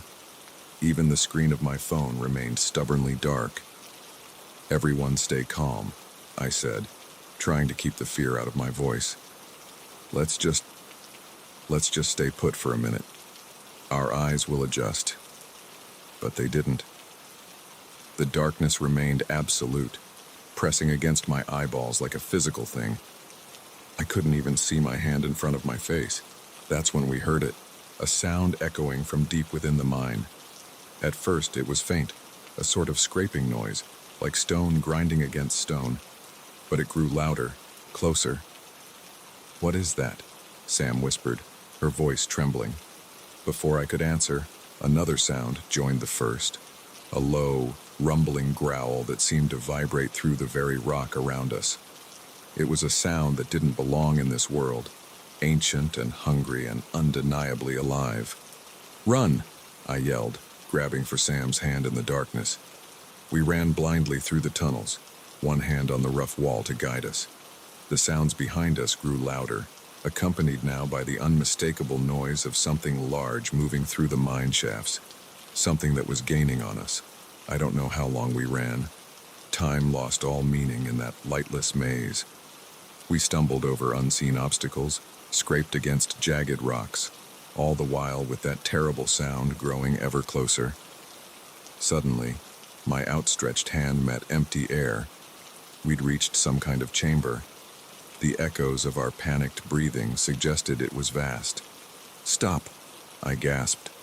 "We need to figure out where we are." As we stood there, gulping in air, I became aware of a change in the atmosphere. The air felt different here, less stale, with a faint breeze that suggested a connection to the surface. I think we might be near an exit," I said, hope rising in my chest. But that hope was short-lived. because at that moment, we heard it again, that grinding, rumbling sound. Only now, it wasn't just behind us. It was all around us, coming from every direction. And then, impossibly, we saw light. Not the warm, comforting light of the sun or our flashlights, but a cold, pale bioluminescence that seemed to emanate from the very walls of the chamber. As our eyes adjusted to this faint illumination, I almost wished for the darkness again, because now we could see what had been pursuing us. They were everywhere. Creatures that defied description, like a nightmarish fusion of insect and reptile. Their segmented bodies clung to the walls and ceiling, each easily the size of a car. Multifaceted eyes glowed with an alien intelligence, fixed unblinkingly upon us. But it was the largest creature that drew our terrified gaze. It sat in the center of the chamber, a monstrosity that dwarfed its brethren. Its massive jaws worked slowly, grinding the stones it seemed to feed upon. This, I realized with dawning horror, was the source of the grinding sound we'd heard. For a moment that felt like an eternity, there was perfect stillness. We stood, frozen in terror, as the creatures regarded us with cold, alien curiosity. Then, as one, they began to move towards us. What happened next is a blur in my memory. There was screaming, maybe mine, maybe Sam's or Mike's. We ran again, no longer caring about direction, just desperate to escape the horrors behind us.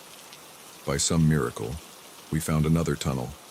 We sprinted down it, the scrabbling sounds of pursuit echoing behind us. Just when I thought my legs would give out, I saw it, a pinprick of natural light ahead. We burst out of the mine into the fading evening light, gasping and stumbling. We didn't stop running until we reached our car, parked what felt like miles away on a lonely dirt road. As we sped away, I looked back at the mountain that housed the Holloway mine. For a moment, I thought I saw movement at the entrance we'd emerged from, a glimpse of something large and insectile withdrawing into the darkness. Then it was gone, leaving me to wonder if I'd imagined it. We drove straight to the nearest police station, babbling our story to increasingly skeptical officers. They searched the area we described, but found nothing out of the ordinary. No strange creatures, no vast chambers filled with bioluminescent horror. Just an old, abandoned mine, slowly being reclaimed by nature. Part of me wants to believe it was all a hallucination, some kind of shared delusion brought on by the darkness and the thin air of the mountains. But I know what I saw, what I heard, what I felt in those lightless tunnels. I don't go exploring anymore. Can't bring myself to enter so much as a dark basement these days. Sam and Mike are the same way. We've all found new hobbies, new passions that keep us firmly in the light. But sometimes, late at night, I wake up in a cold sweat. In those moments between sleep and waking, I swear I can hear it, that grinding, rumbling sound. And I lie there, heart pounding, wondering, did we really escape that day? Or did we bring something back with us? Something that's slowly working its way towards the surface? So if you're ever tempted to explore an abandoned mine, to delve into the dark places beneath the earth, don't. Some secrets are meant to stay buried, and some darknesses, once seen, can never be unseen. Because sometimes, the real monsters aren't hiding in the shadows. They are the shadows, and they're always hungry for more.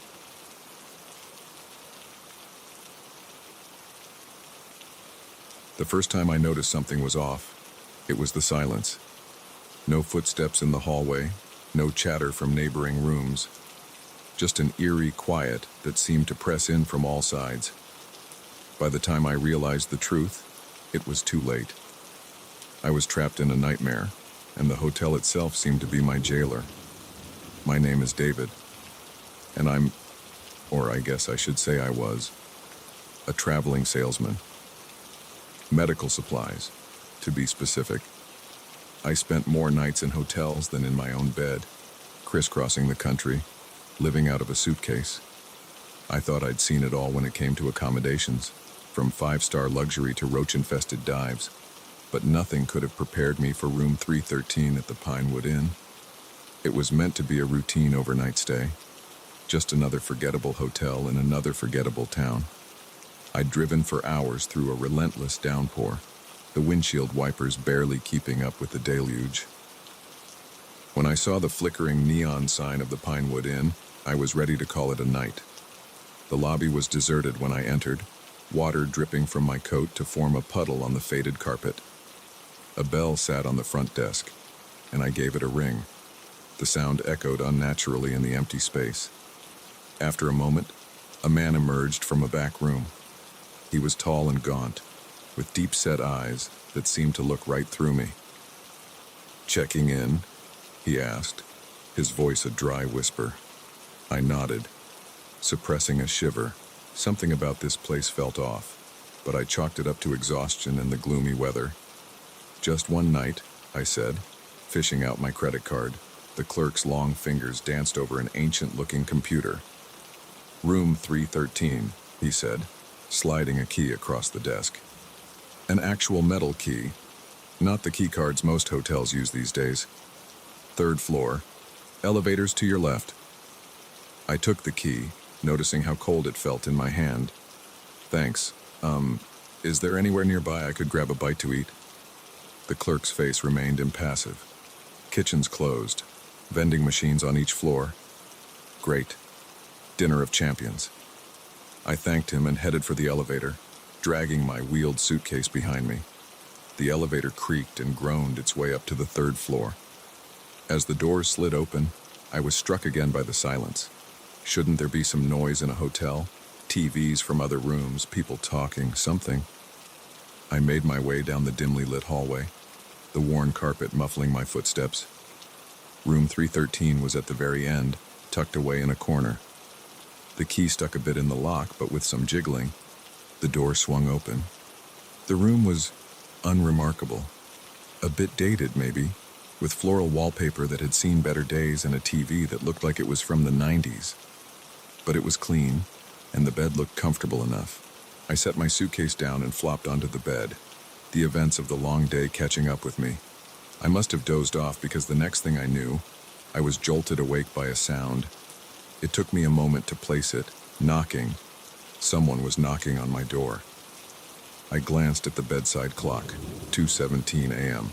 Who the hell would be knocking at this hour? "Hello?" I called out, my voice rough with sleep.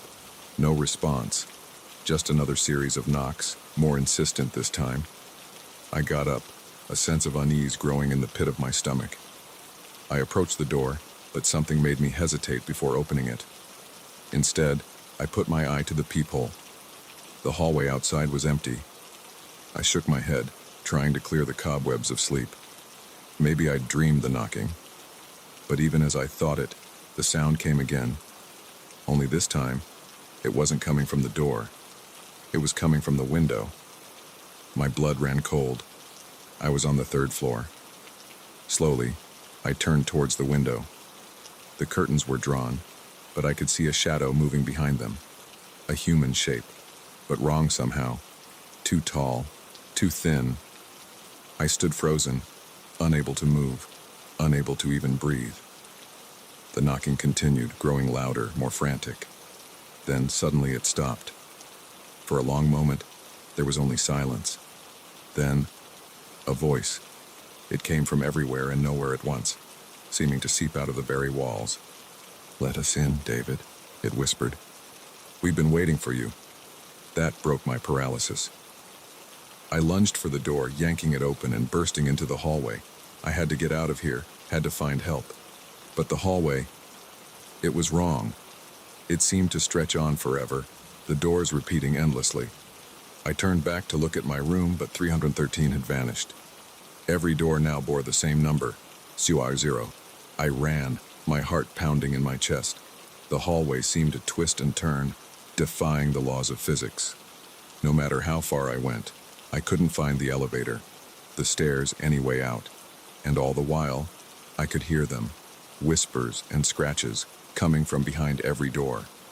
Sometimes, I'd catch a glimpse of movement in my peripheral vision, a shadow darting across the hall, a hand reaching out from a doorway.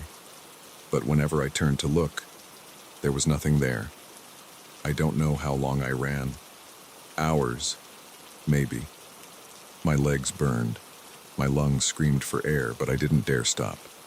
Because I knew with a bone-deep certainty that if I stopped, they would get me. Finally, I saw it. The elevator. I practically fell into it, jabbing frantically at the lobby button. As the doors began to close, I saw them. Figures emerging from the rooms, gliding down the hallway towards me.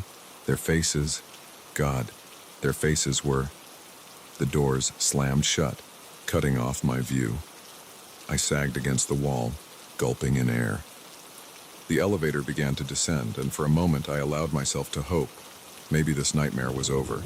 Maybe I'd get to the lobby and find everything normal. But when the doors opened, I wasn't in the lobby. I was back in room 313. The room had changed. The wallpaper was peeling now, revealing pulsing, organic-looking material underneath. The bed writhed as if alive, sheets twisting like tentacles. And there, reflected in the mirror, was a figure. But it wasn't me. It wore my face. But the eyes. The eyes were black voids, endless and hungry. It smiled, revealing too many teeth, sharp and gleaming. "Welcome home, David," it said, its voice a chorus of whispers.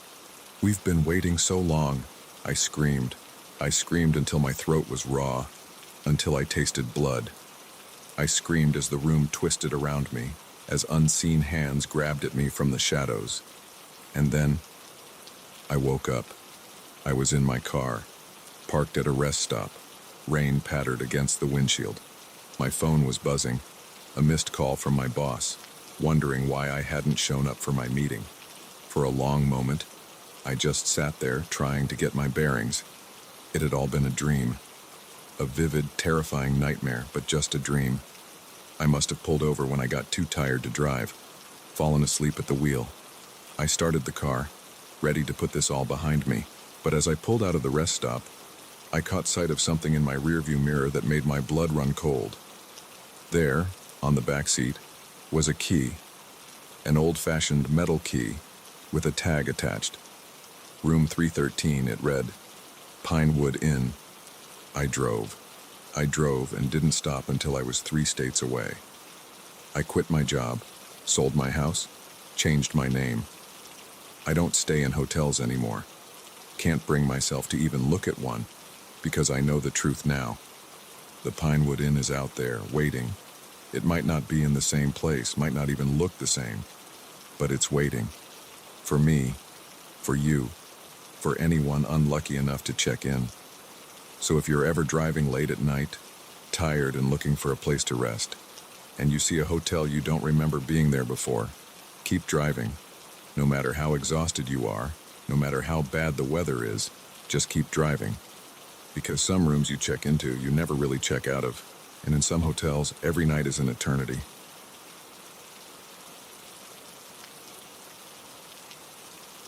The first entry in the journal was mundane.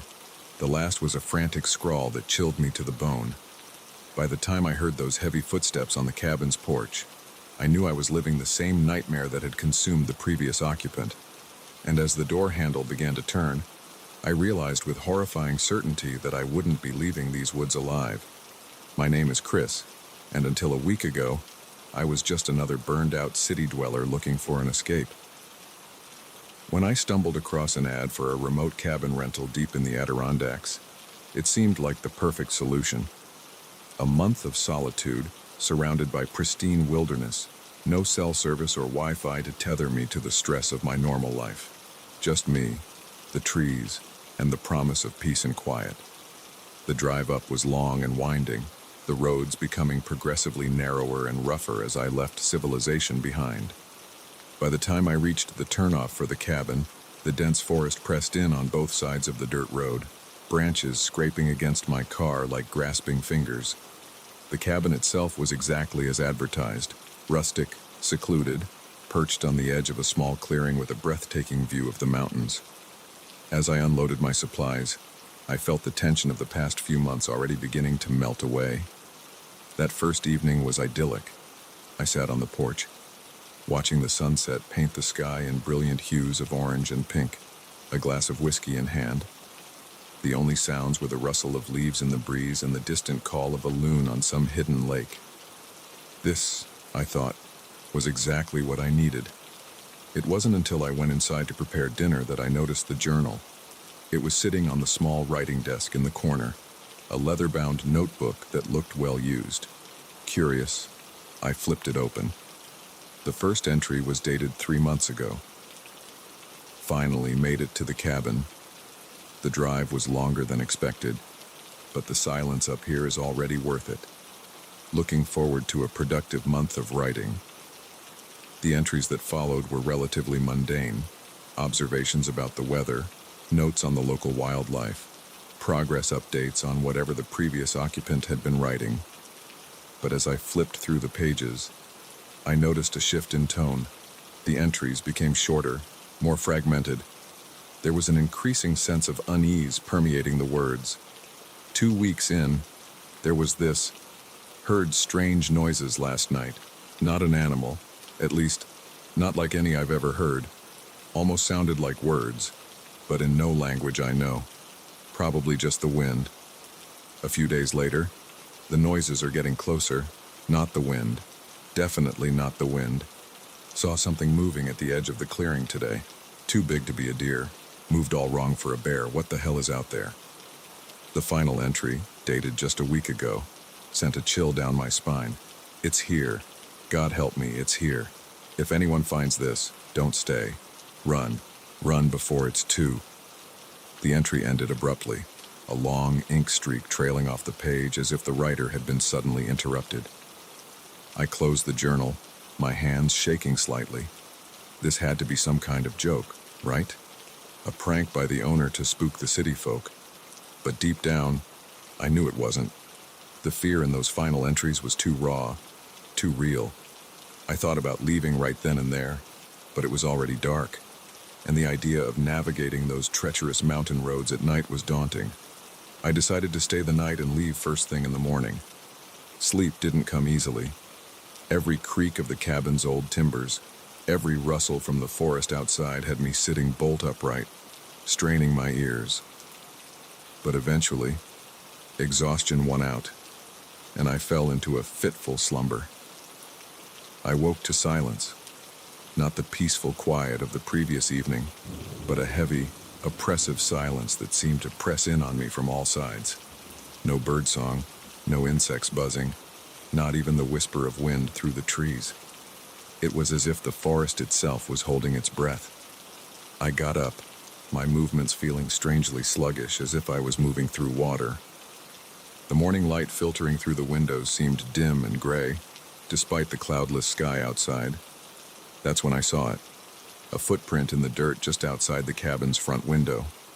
A huge print, easily twice the size of my own foot, with long, curved claw marks at the end of each toe. My breath caught in my throat. This wasn't possible. There was no animal in these woods that could leave a print like that.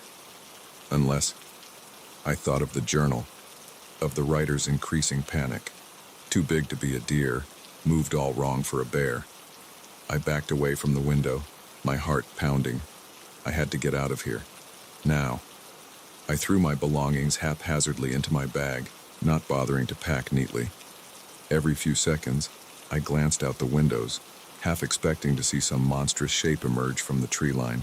Just as I was about to make a break for my car, I heard it. A low, rumbling growl that seemed to come from everywhere and nowhere at once.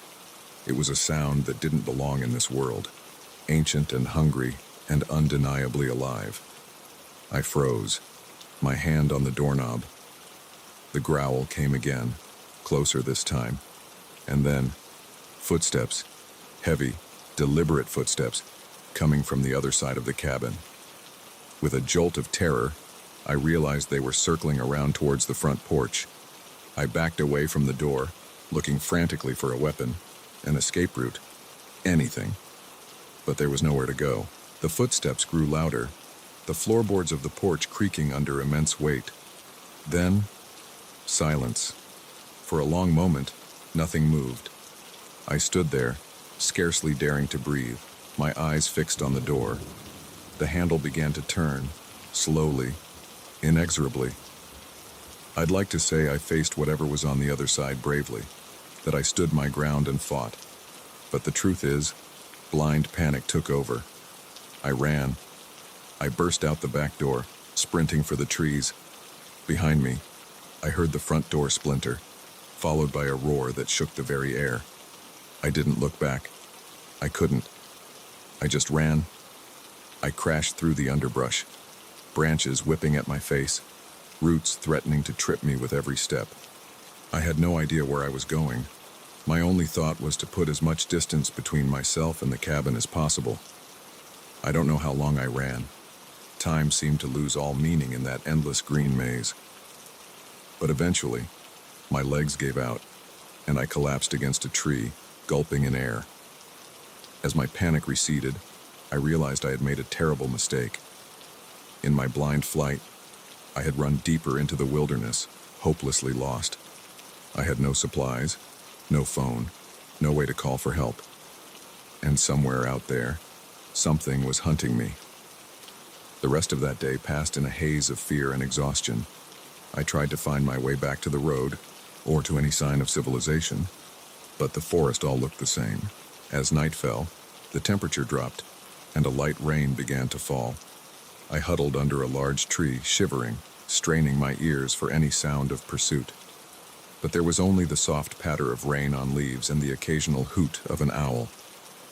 Just as I was about to drift off into an exhausted sleep, I saw it, a flicker of light through the trees. Hope surged through me.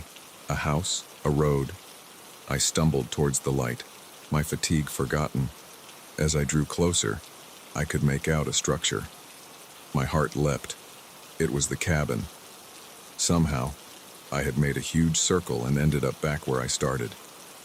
Relief flooded through me as I burst into the clearing, but it died just as quickly.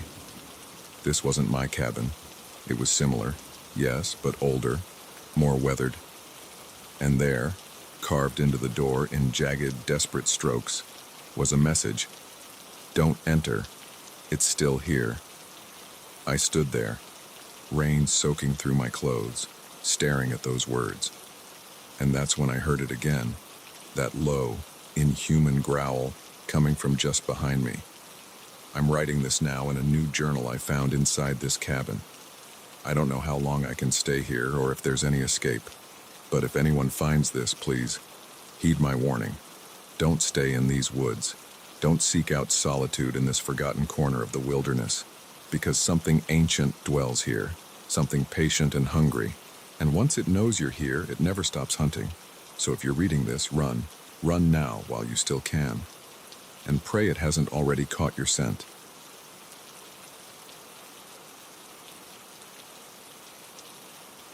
The first time we saw the impossibly tall, thin figure in the distance, we laughed it off as a mirage.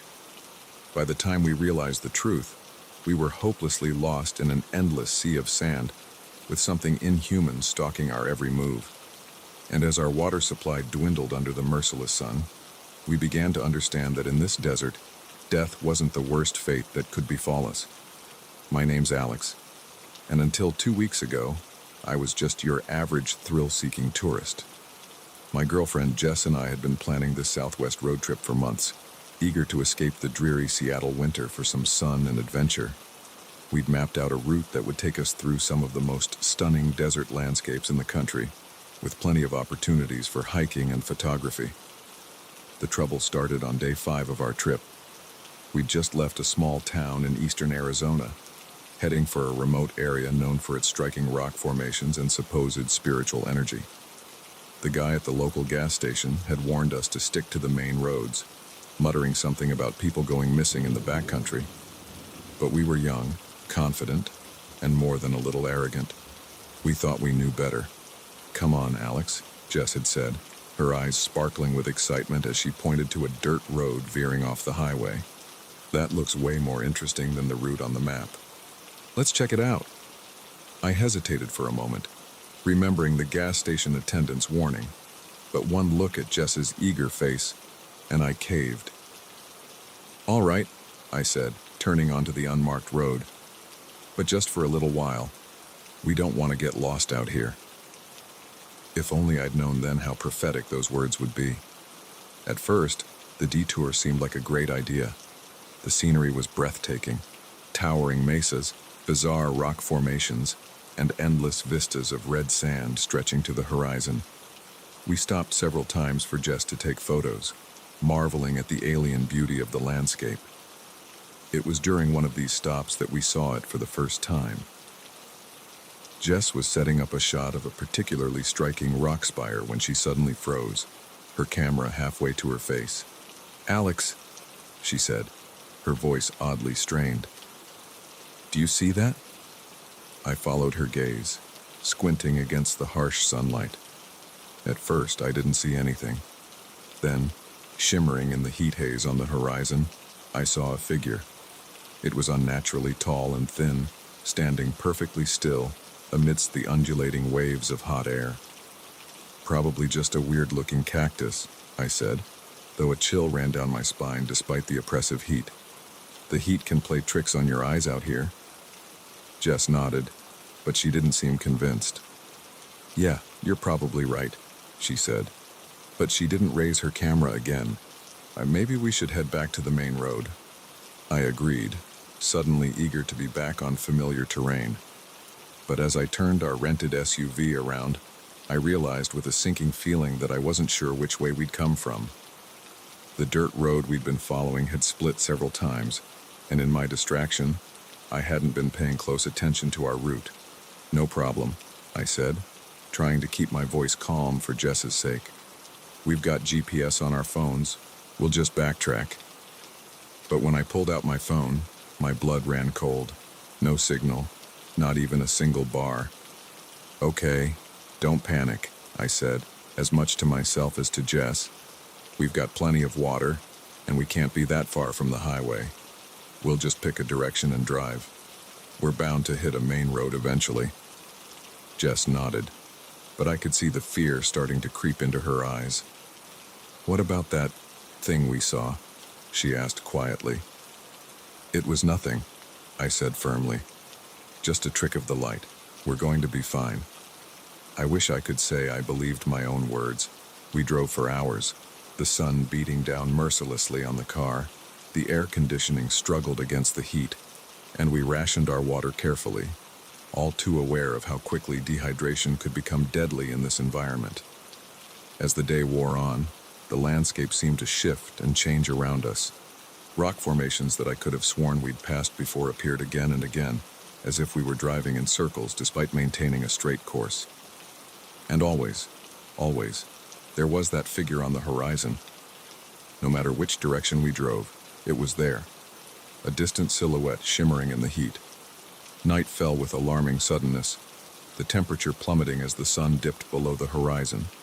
We decided to stop and wait for daylight, hoping to conserve fuel and maybe spot some lights from a town or highway. As we sat in the darkened car, the desert came alive with strange sounds, rustlings and skitterings that seemed to come from all around us, punctuated by eerie, ululating cries that were like no animal I'd ever heard. "Alex," Jess whispered, clutching my arm. "What is that?" I opened my mouth to offer some comforting lie, but the words died in my throat, because there, in the moonlight, I saw them. Figures, dozens of them, moving across the dunes with an unnatural, gliding motion. They were headed straight for our car. I started the engine with shaking hands, peeling away in a spray of sand. In the rearview mirror, I could see the figures pursuing us, moving far faster than anything human had a right to. We drove through the night, fueled by terror and the last dregs of our water supply. As dawn broke, we found ourselves in a vast salt flat, white crystals stretching endlessly in every direction. The pursuers were gone, but so was any sign of the world we knew. "This is impossible," Jess said, her voice hoarse from thirst and fear. "We can't have driven this far. Where are we?" I had no answer for her. The laws of geography, of physics itself, seemed to have broken down. We were in a place that shouldn't exist, hunted by things that shouldn't be real. As the sun climbed higher, the heat became unbearable. Our water was gone, and the car's fuel gauge was hovering near empty. In desperation, we decided to leave the vehicle and try to walk to safety. It was a mistake. Without the car's meager protection, we were exposed to the full fury of the desert. The sun seared our skin, the salt burned our eyes, and every step was an agony on the blistering hot ground. We hadn't gone more than a mile when Jess collapsed. I tried to carry her, but in my weakened state, I could barely stand myself. As I knelt beside her, cradling her head in my lap, I saw it again. The tall, thin figure, no longer on the horizon but standing mere yards away. Up close, it was even more terrifying. Its body was impossibly elongated, joints bending at unnatural angles. Its face, if you could call it that, was a blank expanse of skin with only the suggestion of features. And yet, somehow, I knew it was looking right at us. As I watched, paralyzed with fear and exhaustion, more figures emerged from the shimmering heat haze. They surrounded us, their bodies swaying slightly like reeds in a breeze that didn't exist.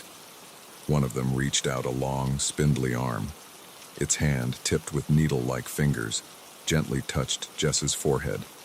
She gasped, her eyes flying open, but there was no recognition in them. Only a blank, glassy stare.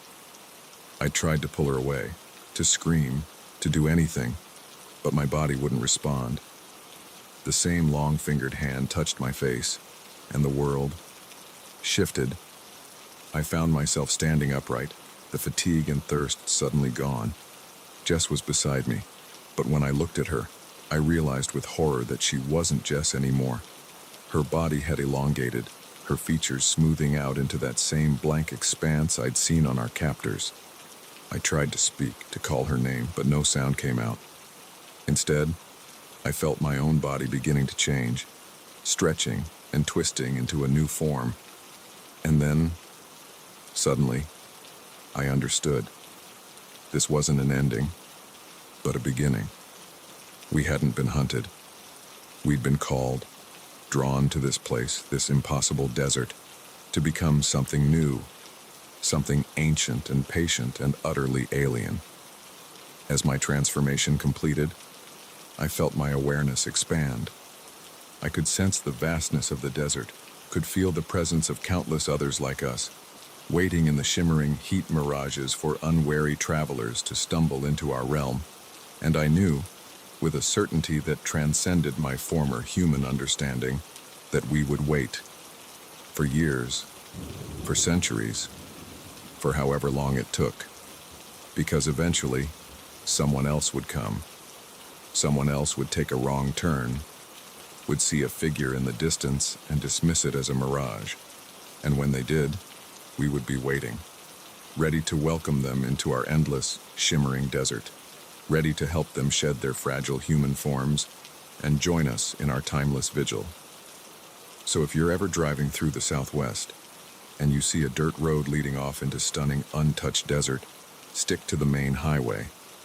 Don't be tempted by the beauty of the unknown, because in some deserts, what looks like a mirage might be all too real, and some transformations, once begun, can never be undone.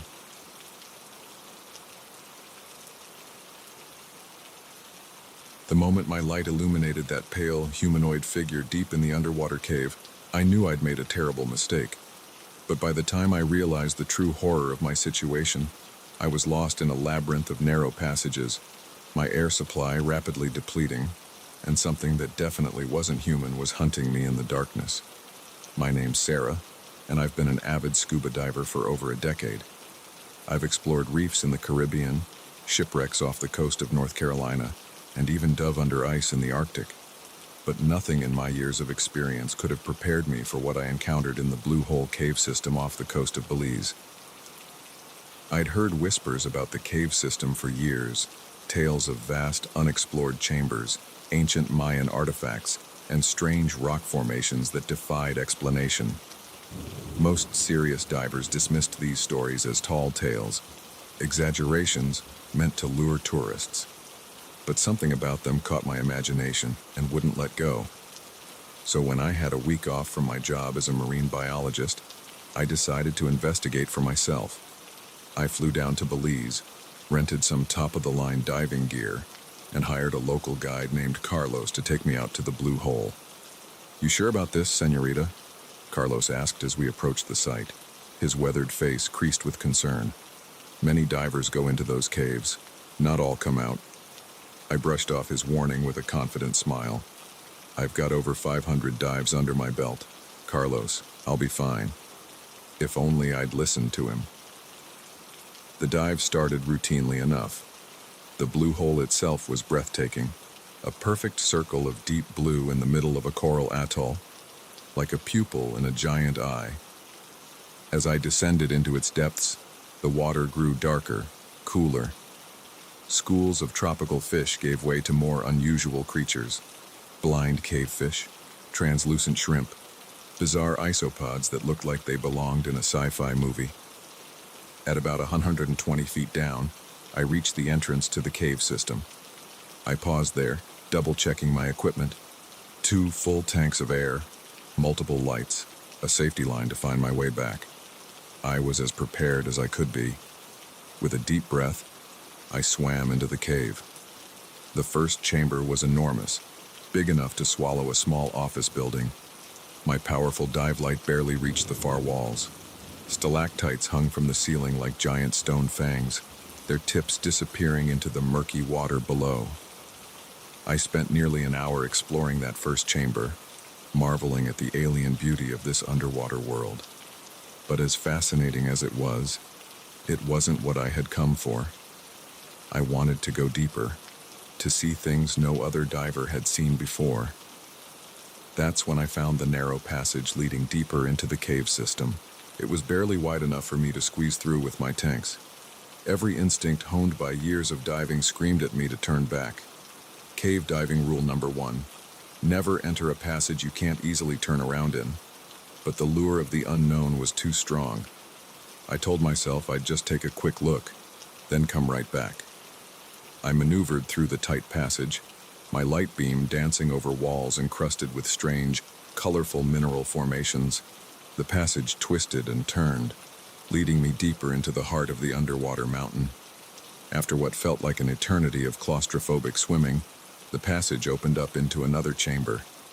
This one was smaller than the first, but somehow even more unsettling. The walls were smoother here, almost polished, and covered in strange, swirling patterns that didn't look natural. That's when I saw it. At first, I thought it was just an unusual rock formation. A pale, vaguely humanoid shape in a far corner of the chamber. But as I swam closer, my blood ran cold. It wasn't a rock. The figure was clearly bipedal, with 2 arms and a head. But that's where any resemblance to a human ended. Its skin was a sickly, translucent white, stretched tight over a skeletal frame. Where eyes should have been, there were only dark, sunken sockets, and its mouth. God. Its mouth was filled with row upon row of needle-sharp teeth. I recoiled in horror, my startled movement sending up a cloud of silt. For a moment, the creature was obscured from view. When the water cleared, it was gone. Panic seized me. I spun around, my light jerking wildly across the chamber. Where had it gone? What was it? A movement caught my eye, something darting between 2 rock formations. I caught only a glimpse, but it was enough to send me racing back towards the narrow passage. I hit my head on the low ceiling in my haste, nearly knocking myself unconscious. Stars exploded in my vision, and I tasted blood where I'd bitten my lip. But fear drove me on. I scrambled through the passage, scraping my tanks against the rough walls. Behind me, I could hear something moving. Something fast.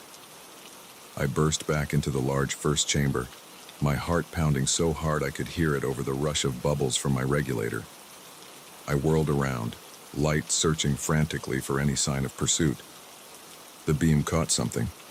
A flash of pale flesh, gone almost before I could register it. Then another, on the other side of the chamber. And another. With a jolt of terror, I realized there was more than one of these creatures. They were all around me, moving with impossible speed through the water. I made a break for the cave entrance, pushing my body to its limits. But in my panic, I'd lost track of my position in the chamber. The exit should have been right there, but all I could see was solid rock. I was lost. My breathing was coming fast and shallow now, using up precious air. I forced myself to slow down, to think. The safety line. I still had the safety line attached to my belt. All I had to do was follow it back to the entrance. With shaking hands, I grabbed the line and began to follow it.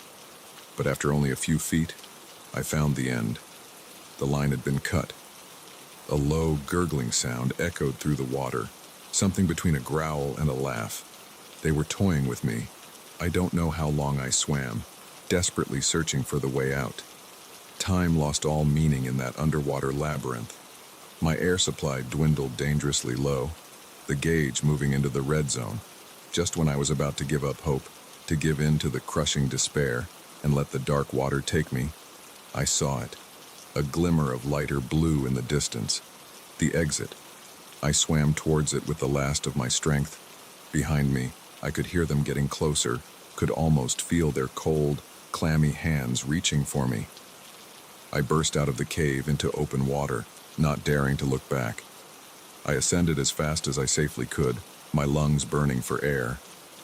When I finally broke the surface, I gulped in great lungfuls of air, tears mixing with the salt water on my face. Carlos's boat was there, and I've never been so glad to see anything in my life. "Señorita," Carlos cried as he helped me aboard. I was about to call for help. "You were down there for hours." Hours. It had felt like days. As Carlos sped us back to shore, I huddled in the boat, shivering despite the tropical heat. I couldn't shake the feeling that I was still being watched, that those things were still down there, waiting. I tried to tell Carlos what I'd seen, but the words wouldn't come. How could I describe the horror I'd encountered? Who would believe me? I left Belize the next day and haven't been diving since. Can't even bring myself to take a bath. Showers only now. I tell people I lost my passion for the sport, but the truth is, I'm terrified of what might be lurking beneath the surface of any body of water, because now I know the truth. There are things down there in the darkness, ancient things, patient things, things that have been waiting a long, long time for someone to stumble into their realm. And sometimes, if you go deep enough, if you push too far into places humans were never meant to go, you might just meet them.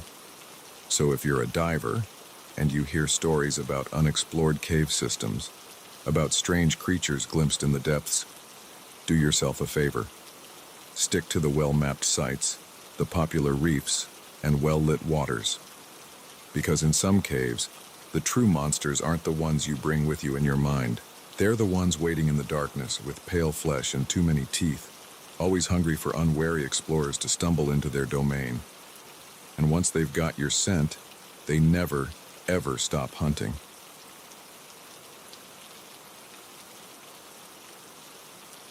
The moment the tractor sputtered to a halt in that secluded corner of the farm, I knew something was wrong. But it wasn't until I heard those inhuman shrieks echoing from the cornfield that I realized our annual fall festival had become a fight for survival. By then, half our hayride group had already vanished into the rows of corn, never to be seen again. My name's Jake, and I've worked at Henderson's farm for the past 5 autumns. It's a decent seasonal gig, helping with the harvest, running the pumpkin patch, and my personal favorite, driving the hayride tractor. Old Mr. Henderson's place is the biggest farm in the county, and their fall festival draws folks from all over the state. This year started like any other. The air was crisp with the promise of winter, leaves turning gold and red on the trees surrounding the sprawling fields. Families streamed in, kids squealing with delight as they picked pumpkins and navigated the corn maze. The scent of apple cider and cinnamon donuts wafted from the snack stand. It was the perfect autumn day. I was on hayride duty, piloting a tractor with a trailer full of hay bales and excited passengers. We did a big loop around the farm, past the pumpkin patches and apple orchards, before cutting through a section of the massive cornfield that covered the back half of the property. It was my last run of the day, the sun already dipping towards the horizon. I had a full load, maybe 20 people, a mix of families with young kids and a group of teenagers out for some fall fun. As we entered the cornfield, I launched into my usual spiel. "Now, folks, keep your eyes peeled," I said, raising my voice to be heard over the tractor's rumble. "Legend has it these fields are haunted by the ghost of old Farmer Mackenzie. They say on nights like this, you can still hear him wandering the rows, looking for his lost cow." The kids giggled nervously while the teens rolled their eyes. I grinned to myself. It was all part of the act, a bit of harmless fun to add some spice to the ride. We were about halfway through the cornfield when it happened. The tractor, old but reliable, suddenly sputtered and died. I frowned, trying to restart it, but the engine wouldn't turn over. "Hang on, folks," I called back to my passengers. "Looks like we're having some technical difficulties. Sit tight and I'll have us moving again in no time." I hopped down from the tractor, popping the hood to check the engine. Everything looked normal, but something felt off. The corn seemed to rustle despite the lack of wind, and the fading sunlight cast long, ominous shadows between the rows. That's when I heard it. A sound that made my blood run cold. A shriek, high-pitched and decidedly inhuman, coming from deep within the cornfield. It was answered by another, then another, a chorus of unearthly cries that seemed to surround us. "What was that?" one of the teenagers asked, her voice trembling slightly. "Probably just some birds," I said, trying to keep my voice steady. "Nothing to worry about." But even as I said it, I knew it was a lie. No bird I'd ever heard made a sound like that. I turned back to the engine, desperately trying to get it started. Behind me, I could hear my passengers growing restless, their nervous chatter punctuated by those awful shrieks, which seemed to be getting closer. "Hey, where's Tommy?" A woman's panicked voice cut through the noise. I spun around.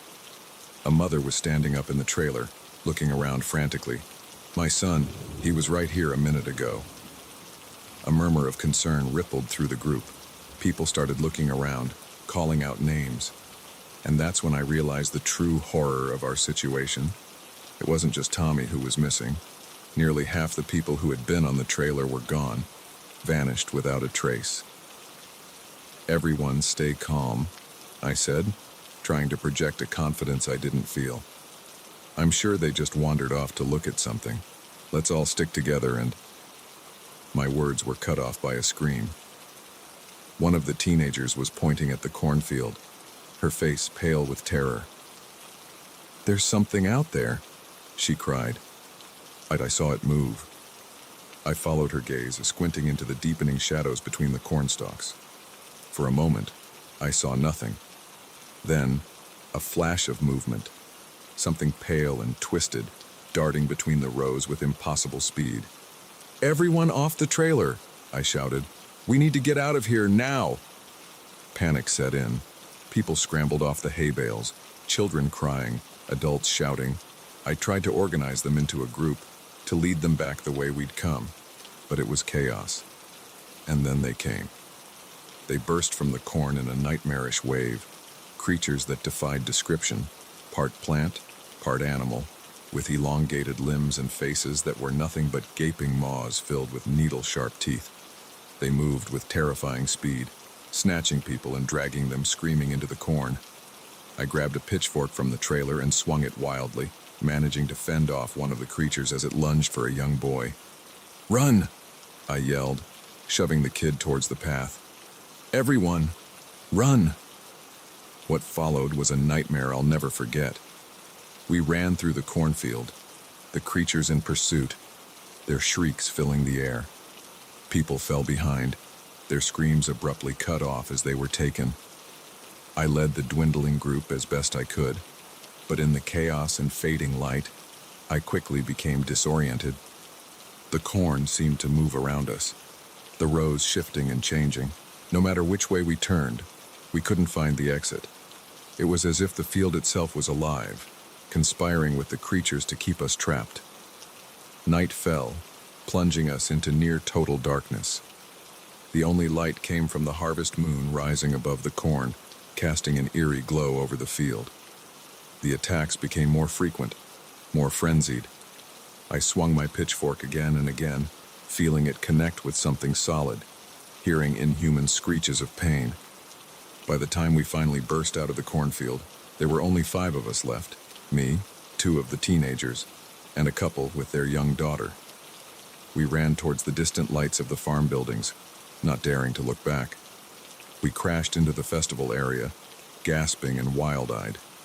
The remaining visitors and staff stared at us in shock. I tried to explain what had happened, to warn them, but my words came out as incoherent babbling. Old Mr. Henderson approached, his face grave. "They've come again, haven't they?" he said quietly. I stared at him, uncomprehending. You knew about this." He nodded slowly. "It happens every few generations. The corn, it gets hungry. We try to keep people away from that part of the field, but sometimes..." He trailed off, shaking his head. I wanted to scream at him, to demand why he'd let us go into that field if he knew the danger, but I was too exhausted, too traumatized to do anything but collapse to the ground.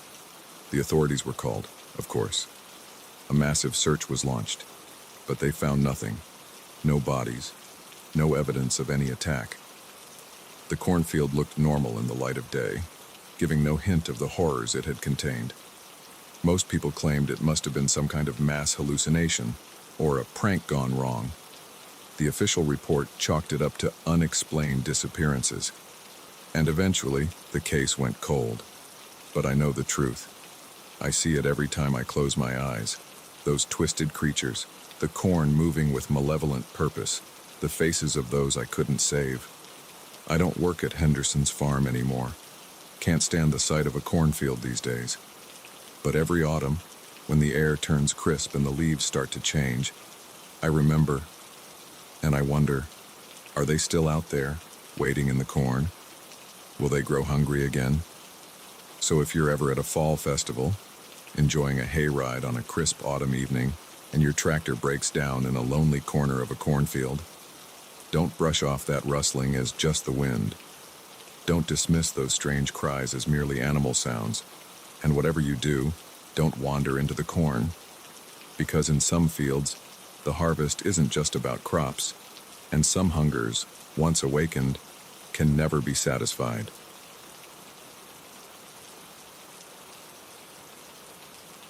The moment I first saw him lurking in the shadows of the subway platform, I knew something was terribly wrong. But it wasn't until I realized he was following my every move, always just at the edge of my vision, that I understood the true horror of my situation.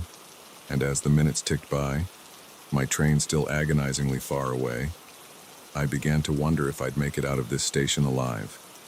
My name is Elena, and until that night, I was just another overworked graduate student in New York City. I'd stayed late at the university library, losing track of time as I pored over research for my thesis. By the time I packed up my laptop and headed for the subway, the city had transformed into its nocturnal self, a place of deep shadows and eerie quiet, punctuated by the occasional siren or drunken shout. The 86th Street station was deserted when I descended the stairs, my footsteps echoing off the grimy tiles. I'd taken this route hundreds of times before, but something felt different that night.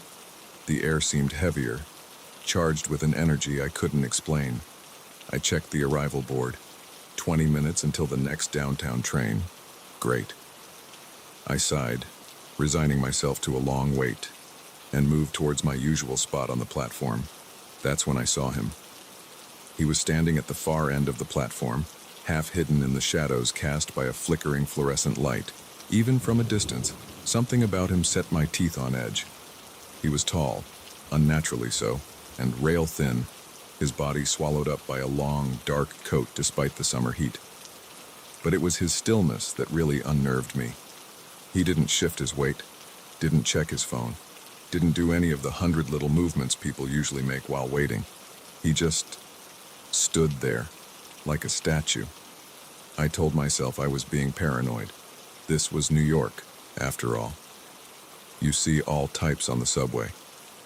I forced myself to look away, pulling out my phone to distract myself. A few minutes passed. When I glanced up again, my heart nearly stopped. The man had moved. He was now standing about halfway down the platform, still facing away from me. I hadn't heard him move, hadn't seen him in my peripheral vision. It was as if he had teleported. I swallowed hard, my mouth suddenly dry. This was wrong. Everything about this was wrong. I looked around frantically for anyone else, but the platform remained empty, just me and him. I considered leaving, heading back up to the street to catch a cab, but something kept me rooted to the spot. Fear, maybe, or morbid curiosity, or perhaps some deeper instinct that told me running would only make things worse. So I stayed, my eyes locked on the strange figure. And that's when he turned his head, slowly, so slowly, to look at me. I wish I could say I saw something monstrous, that he had glowing eyes or fangs or something that would justify the terror coursing through me. But the truth was almost worse. His face was blank, expressionless, like a mannequin given horrible life. Our eyes met, or at least, I think they did. It was hard to tell, given the distance and the poor lighting. But in that moment, I felt seen. Not just observed, but seen, in a way that left me feeling exposed, vulnerable. I looked away quickly, my heart pounding. When I gathered the courage to look back, he had moved again. Closer now, still facing away from me, but only a few yards down the platform. Panic rose in my throat. I backed away, moving towards the stairs. But as I did, he moved too, matching my pace exactly. Always keeping the same distance between us, always staying just in my peripheral vision. This continued for what felt like hours, but was probably only minutes. Me, inching towards the exit. Him, mirroring my movements with uncanny precision. The whole time, that oppressive silence hung over the station, broken only by the distant rumble of trains on other lines. I reached the base of the stairs and paused, one foot on the bottom step. Part of me screamed to run, to flee back to the relative safety of the street above. But another part, a deeper, more primal part, warned that turning my back on this thing would be a fatal mistake. So I stood there, frozen in indecision, watching as the figure slowly, so slowly began to turn towards me. That's when I heard it, the blessed sound of an approaching train. My train, relief flooded through me, followed quickly by a new wave of terror. Because I knew, with a certainty I couldn't explain, that I had to be on that train, that if I missed it, I would never leave this platform. The next few moments were a blur. I ran towards the edge of the platform, no longer caring if I turned my back on the stranger. I could feel him behind me, moving with that same unnatural speed and silence. The train burst into the station in a rush of wind and screeching metal. I positioned myself in front of where I knew the doors would open, bouncing on the balls of my feet in anticipation. As the train slowed to a stop, I risked a glance over my shoulder. The man was there, much closer now, his arm outstretched as if to grab me. His fingers were too long, joints bent at impossible angles. The doors slid open. I threw myself inside, stumbling into an empty car. As I whirled around, I caught one last glimpse of the platform, and the figure standing at the very edge, his blank face turned towards me. Then the doors closed, and the train pulled away, leaving the strange man and that nightmarish platform behind. I sank into a seat, my legs shaking too badly to stand. As the adrenaline faded, I tried to make sense of what had just happened. Had I imagined it all? Was I so exhausted from studying that my mind had conjured up some bizarre hallucination? But deep down, I knew it had been real. The terror I'd felt was too visceral, too raw to have been a product of my imagination. When I finally reached my stop, I half expected to see the strange man waiting on the platform. But it was just the usual late-night crowd, a few tired workers, some tipsy revelers heading home from bars. I made it back to my apartment in record time, double-checking every lock before collapsing into bed. Sleep was a long time coming, and when it did, it was filled with dreams of endless subway platforms and silent eyes pursuing figures. The next day, I told myself it had all been a stress-induced fantasy. I went about my routine as normal, pushing the memories of the previous night to the back of my mind. But as evening fell and I faced the prospect of another late night at the library, I found myself making excuses to stay home. A week passed. Then two. I took cabs or buses. Anything to avoid the subway. My friends noticed my newfound aversion to public transportation, but I brushed off their concerns with vague excuses about wanting more exercise. But I couldn't avoid it forever. One night, running late for a crucial meeting, I found myself with no choice but to take the subway. As I descended the stairs to the 86th Street station, my palms were slick with sweat. The platform looked normal, crowds of commuters, the usual bustle of a New York evening. I began to relax, feeling foolish for my fears, and then I saw him. He was at the far end of the platform, half hidden behind a pillar. That same unnaturally tall, thin figure, that same blank face turned in my direction. Our eyes met across the crowded platform, and in that moment, I knew this wasn't over. Maybe it would never be over. I turned and fled, taking the stairs two at a time, not stopping until I was back on the street. I hailed the first cab I saw, my hands shaking as I gave the driver my address. As we pulled away from the curb, I glanced back at the subway entrance, and there he was, standing at the top of the stairs, watching my cab disappear into the New York traffic. I don't take the subway anymore. Can't bring myself to set foot in a station. I've changed my routines, my habits, even moved to a new apartment. But sometimes, late at night, I'll catch a glimpse of something in my peripheral vision, a tall, thin shape just at the edge of the shadows. And I wonder, did I ever really escape that night?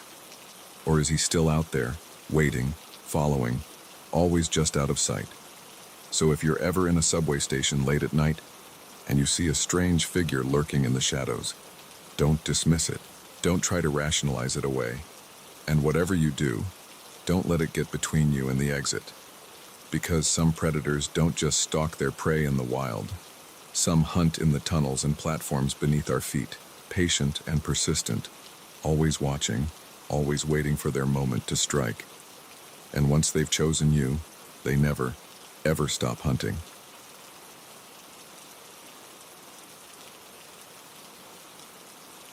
The moment the stranger emerged from the ocean, I knew something was terribly wrong.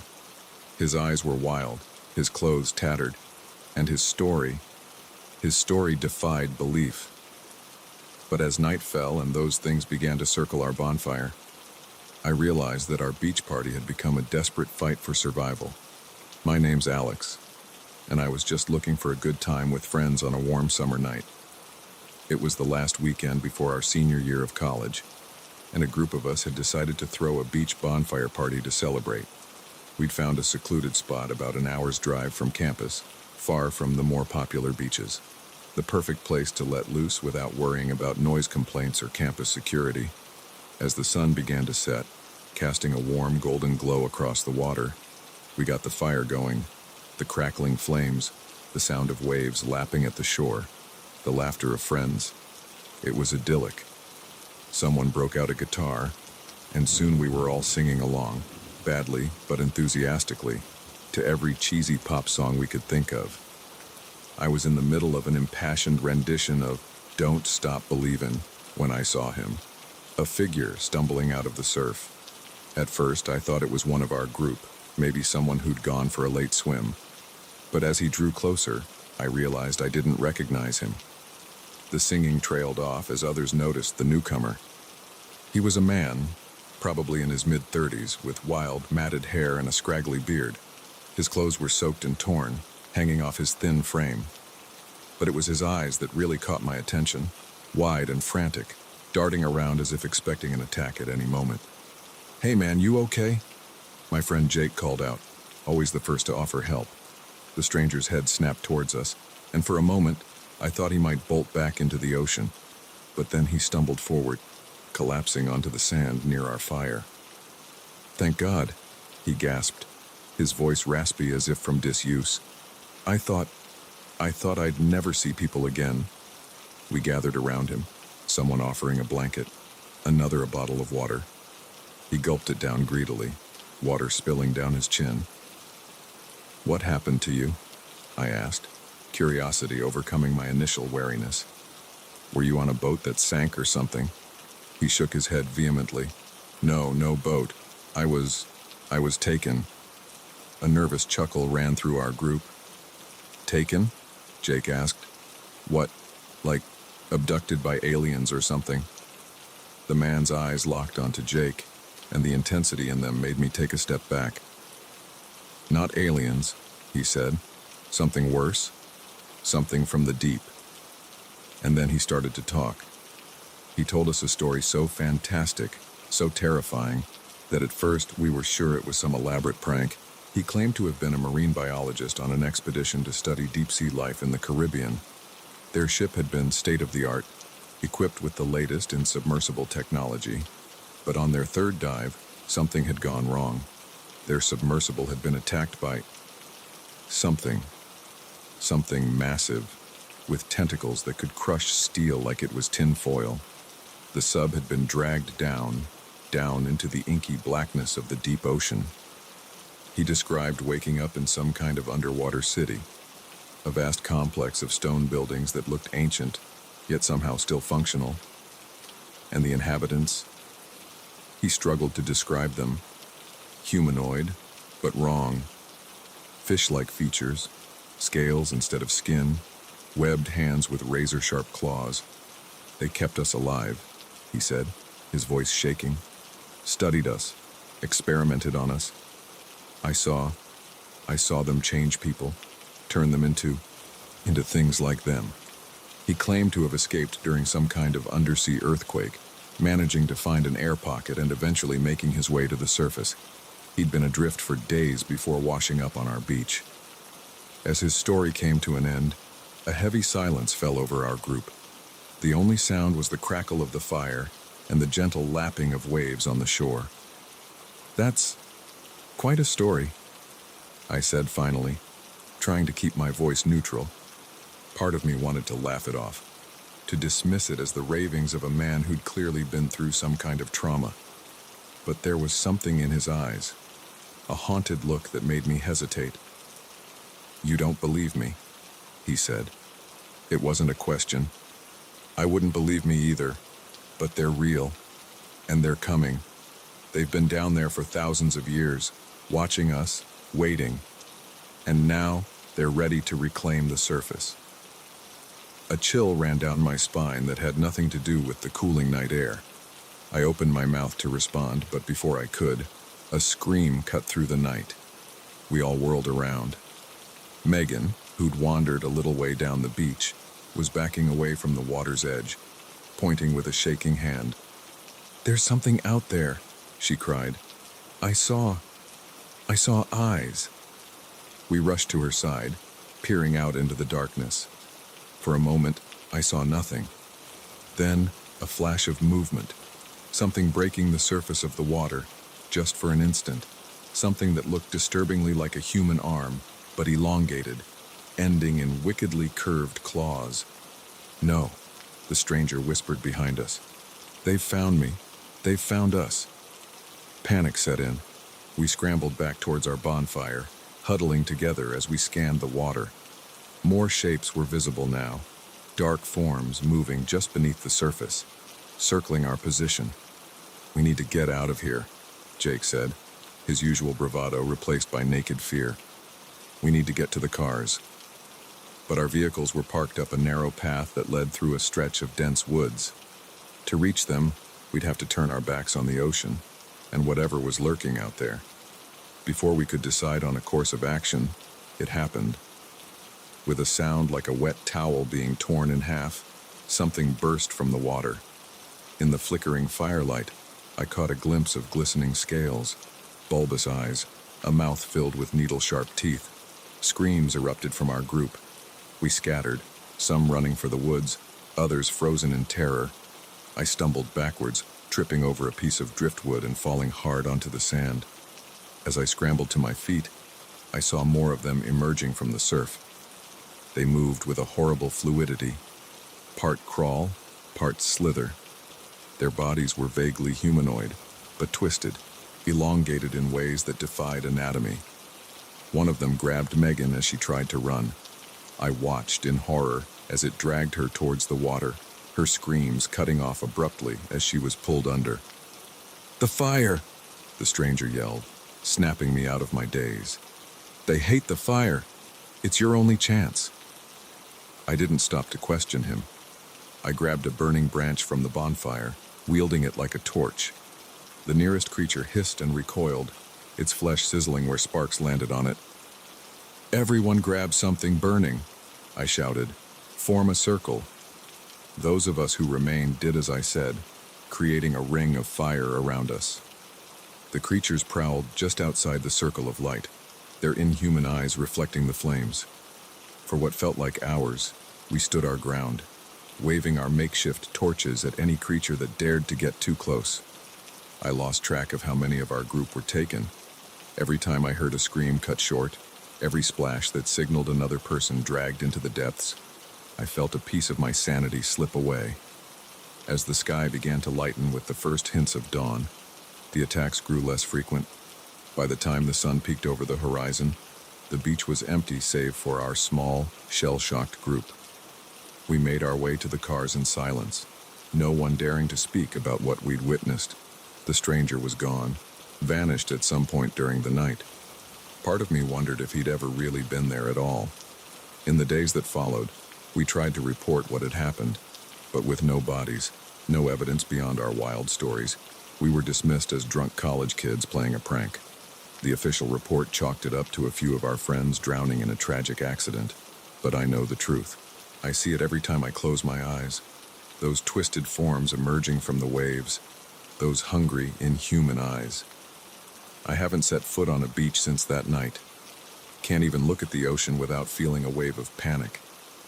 Because I know they're out there, waiting, watching, and one day, they'll come for us all.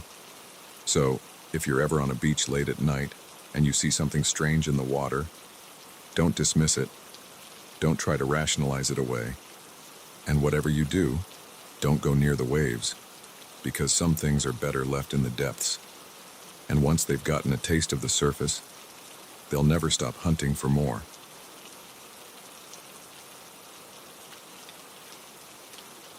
The moment I saw that suspicious van parked near the playground, I felt a chill run down my spine. But it wasn't until my son whispered about his special friend that I realized we were living a parent's worst nightmare. By the time I noticed he was missing, those crucial, heart-stopping minutes had already ticked by, and I knew our lives would never be the same. My name is Sarah, and until last month, I was just another overworked single mom trying to balance a career with raising my 6-year-old son, Tommy. Our neighborhood park had always been our sanctuary, a place where Tommy could burn off energy while I caught up on emails or simply enjoyed a few moments of peace. It was a warm Saturday afternoon when everything changed. Tommy was eager to get to the park, practically dragging me out the door with excited chatter about the new climbing structure they'd installed. As we walked the familiar route, I noticed something out of place, a nondescript white van parked across the street from the playground. It wasn't unusual to see unfamiliar vehicles in the area, but something about this one set my teeth on edge. I tried to shake off the feeling as we entered the park. Tommy made a beeline for the swings, his favorite, while I settled onto a nearby bench. I kept one eye on him as I scrolled through my phone, half listening to his delighted squeals as he pumped his legs, trying to go higher and higher. After a while, Tommy abandoned the swings for the sandbox. I watched as he approached another little boy, the two of them quickly engrossed in building an elaborate sandcastle. Satisfied that he was happily occupied, I turned my attention back to my phone, responding to a few work emails.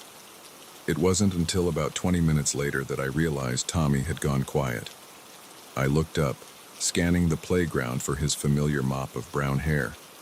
He wasn't in the sandbox anymore, nor on any of the play structures. A twinge of panic fluttered in my chest. "Tommy?" I called out, getting to my feet. No response. I circled the playground, my heart rate increasing with each step. He wasn't on the slides, wasn't in the tube tunnel where he sometimes liked to hide. Other parents were starting to notice my distress, asking if they could help. That's when I remembered the van. My blood ran cold as I sprinted to the street, praying I was overreacting. But the van was gone. What followed was a blur of panic and frantic activity. I called the police, my voice shaking as I tried to describe Tommy and the van. Officers arrived, cordoning off the area and questioning everyone present. I answered their questions on autopilot, my mind unable to process the reality of what was happening. Hours passed in an agonizing haze. As darkness fell, the initial flurry of activity gave way to a terrible waiting game. I sat on our living room couch, surrounded by well-meaning friends and neighbors, barely registering their words of comfort. My eyes were glued to the front door, willing it to open, for Tommy to walk through with a sheepish grin, explaining it had all been a silly game of hide and seek. But he didn't come home that night, or the next, or the one after that. The days that followed were a nightmare of police interviews, press conferences, and sleepless nights. I replayed every moment of that afternoon in my mind, torturing myself with what-ifs. What if I'd been paying closer attention? What if we'd left the park 5 minutes earlier? What if I'd trusted my instincts about that van? It was during one of the police interviews that a detective asked a question that made my blood run cold. "Mrs. Johnson, had Tommy mentioned any new friends recently? Anyone he seemed particularly excited about?" I started to shake my head, then froze as a memory surfaced. A few days before the incident, Tommy had been unusually quiet on our walk home from school. When I asked what was wrong, he'd hesitated before saying, "Mommy, can I tell you a secret?" I'd encouraged him, of course, always eager to be his confidant. "I have a special friend," he'd said, his voice barely above a whisper.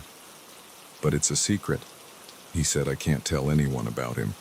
At the time, I'd assumed he was talking about an imaginary friend. It wasn't unusual for kids his age to have them, and I hadn't wanted to discourage his creativity. I'd simply smiled and told him it was okay to have secrets, as long as they weren't secrets that made him feel bad or scared. Now, recalling that conversation, I felt physically ill. How could I have been so blind? The detective's face tightened as I relayed this information.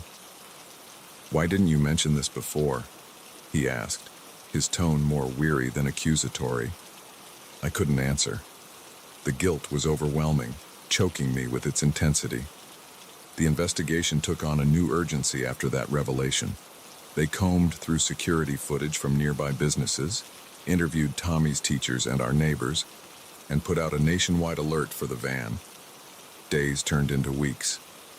Tommy's face was plastered on every local news channel, his smile haunting me from missing person posters taped to telephone poles and shop windows.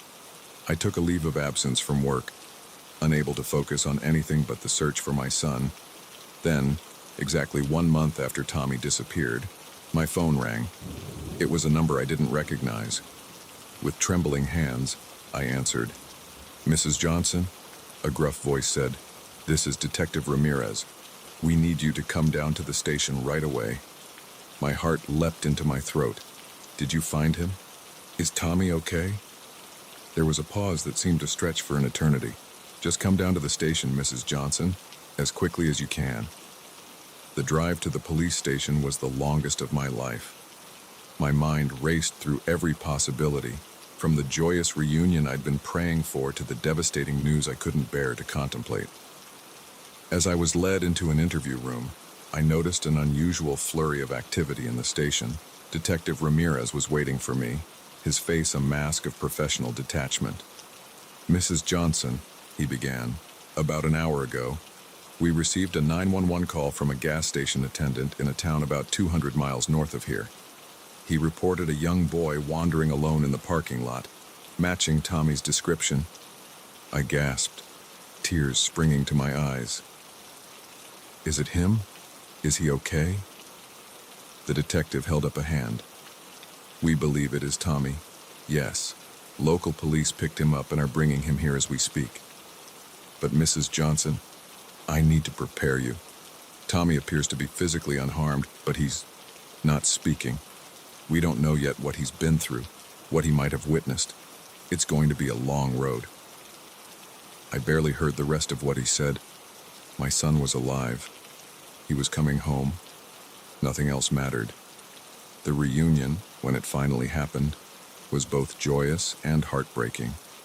Tommy looked smaller somehow, his eyes wide and wary in a way no child's eyes should be. When he saw me, he didn't run into my arms as I'd imagined. Instead, he approached cautiously, as if unsure of his welcome. I knelt down, opening my arms but not moving towards him, letting him set the pace. After a long moment, he stepped into my embrace. As I held him, feeling his small body tremble against mine, I made a silent vow. I would help him heal. I would do whatever it took to make him feel safe again. The months that followed were challenging beyond anything I could have imagined.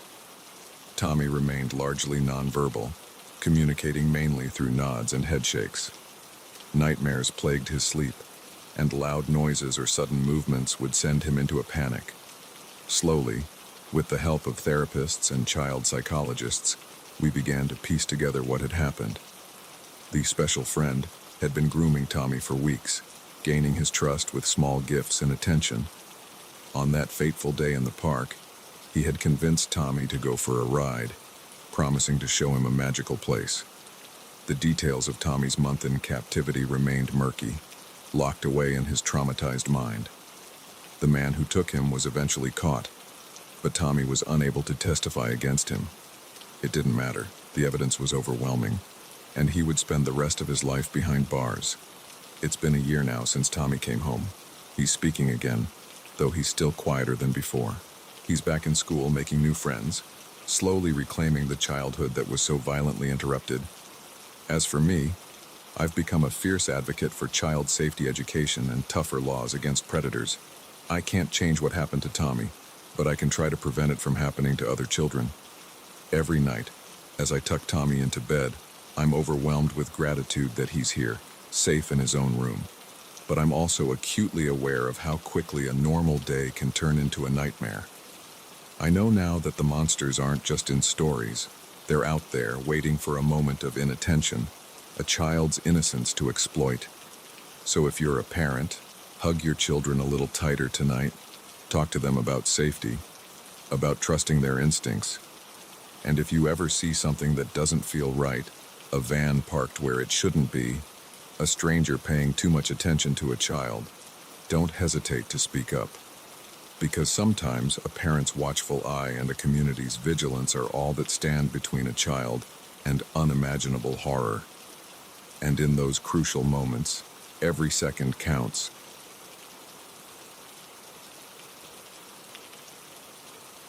The moment I saw my child disappear into those playground tubes, I knew something was terribly wrong. But it wasn't until those heart-stopping minutes passed and he emerged, pale and trembling, refusing to speak about what had happened, that I realized our ordinary day at the park had become a waking nightmare. My name is Lisa, and I'm the mother of two energetic boys, 7-year-old Max and 5-year-old Ethan. Like most parents, I've had my share of scares, scraped knees, minor illnesses, the occasional tantrum in a public place. But nothing could have prepared me for what happened that sunny Tuesday afternoon at Oakwood Park. It was a day like any other. I'd picked the boys up from school, and since the weather was perfect, we decided to stop by the park before heading home.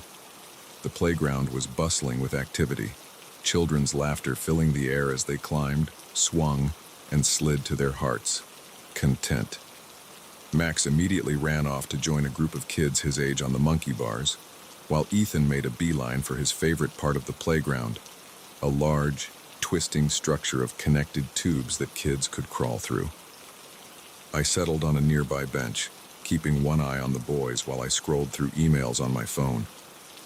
I glanced up every few minutes, watching as Ethan disappeared into one end of the tubes and emerged from another, giggling each time.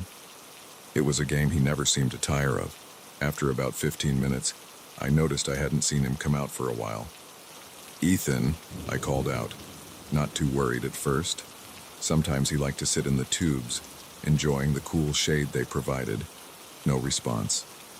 I stood up, moving closer to the structure. "Ethan, honey, time to come out now." Still nothing. A twinge of unease began to creep into my stomach. I approached the nearest tube entrance, bending down to peer inside. "Ethan!" The tube was empty. My heart rate quickened as I circled the structure, checking each exit. No sign of my little boy. I started calling his name louder, my voice taking on an edge of panic that drew the attention of other parents. "Max!" I shouted, spotting my older son still on the monkey bars. "Have you seen Ethan?" Max shook his head, looking confused and a little scared by my tone. The next few minutes were a blur of frantic searching. Other parents joined in, checking behind bushes, under benches, anywhere a small boy might hide. But Ethan was nowhere to be found. Just as I was about to call the police, a small voice called out, "Mommy!" I whirled around to see Ethan climbing out of one of the tubes. Relief flooded through me, so intense it made my knees weak. I rushed to him, scooping him up in my arms. "Oh my God, Ethan, where were you? I was so worried." But as I held him, I realized something was wrong. His little body was trembling, and when I pulled back to look at his face, his eyes were wide with an emotion I'd never seen in him before. Fear. Shock. I couldn't quite place it. "Sweetie, what happened? Were you stuck in the tube?" Ethan shook his head slowly, his lower lip quivering. I can't tell," he whispered. "What do you mean, you can't tell? Did something scare you in there?" He nodded, then buried his face in my shoulder, his small hands clutching my shirt tightly. I tried to question him further, but he refused to say anything more. By this point, a small crowd had gathered around us, murmuring in concern. I thanked them for their help, then quickly gathered Max and headed home, Ethan clinging to me the entire way. That night, Ethan had terrible nightmares. He woke up screaming, something he hadn't done since he was a toddler. When I rushed to his room, he was sitting up in bed, his eyes darting around the room as if searching for some unseen threat. "It's okay, baby," I soothed, holding him close. "It was just a bad dream. You're safe now." But even as I said the words, a chill ran down my spine, because I knew deep down that whatever had happened in those tubes wasn't just a figment of his imagination. The next few days were tough. Ethan became clingy, refusing to let me out of his sight. He had more nightmares, and during the day he'd sometimes freeze up, staring off into space with that same wide-eyed, fearful expression I'd seen at the park. I tried everything I could think of to get him to open up. I asked gentle questions, tried play therapy techniques I'd read about online, even bribed him with his favorite treats. But every time I brought up what had happened in the tubes, he'd clam up, sometimes even bursting into tears. After a week of this, I decided it was time to seek professional help. I made an appointment with a child psychologist, Dr. Amelia Chen, who specialized in trauma and anxiety disorders in young children. During our first session, Dr. Chen spent some time talking with Ethan alone while I waited anxiously in the lobby. When she called me back in, her expression was grave. "Mrs. Thompson," she began, "Ethan is exhibiting clear signs of post-traumatic stress. Whatever happened in those tubes, it was deeply frightening for him." "But what could have happened?" I asked, frustration and worry making my voice sharp. "He was only in there for a few minutes." Dr. Chen shook her head. "Time can be subjective, especially for children in high-stress situations. Ethan believes he was in those tubes for much longer than a few minutes." A cold feeling settled in the pit of my stomach. "What do you mean?" When I asked Ethan how long he was in the tubes, he said it felt like days. He talked about being in a dark place, hearing strange noises, feeling like he was somewhere else. I struggled to process this information. It didn't make sense. How could Ethan have experienced days in just a few minutes? Dr. Chen continued, her voice gentle. Mrs. Thompson, I know this is difficult to hear, but I need to ask. Has Ethan ever shown signs of unusual experiences before? Seeing things that aren't there, or claiming to visit strange places? I shook my head vehemently. No, never. He has a vivid imagination, sure, but nothing out of the ordinary for a 5-year-old. She nodded, making a note on her pad. I'd like to see Ethan for regular sessions. We'll work on helping him process this experience and develop coping mechanisms for his anxiety. As we left the office, my mind was reeling. Part of me wanted to dismiss the whole thing as an overactive imagination, a childish fantasy gone wrong. But I couldn't shake the memory of Ethan's face when he emerged from those tubes, the raw fear in his eyes, the way his whole body had trembled. Over the next few weeks, Ethan slowly began to improve. The nightmares became less frequent, and he started to regain some of his usual cheerfulness, but he still refused to go near any enclosed play structures, and he'd often stop and stare at shadows with a wary expression. It was during our 3rd session with Dr. Chen that we finally got a breakthrough. Ethan had been drawing, a technique the doctor used to help him express his feelings, when suddenly he dropped his crayon and looked up at me with tears in his eyes. Mommy, he said, his voice barely above a whisper, I saw the monster. My heart clenched. What monster, sweetie? He pointed at his drawing. It showed a crude depiction of the playground tubes, but inside was a mass of scribbled black crayon with glowing red eyes. It was in the tubes, Ethan continued, his words coming out in a rush now. When I crawled in, everything got dark, and then I was somewhere else. It was cold and scary, and I could hear things moving around.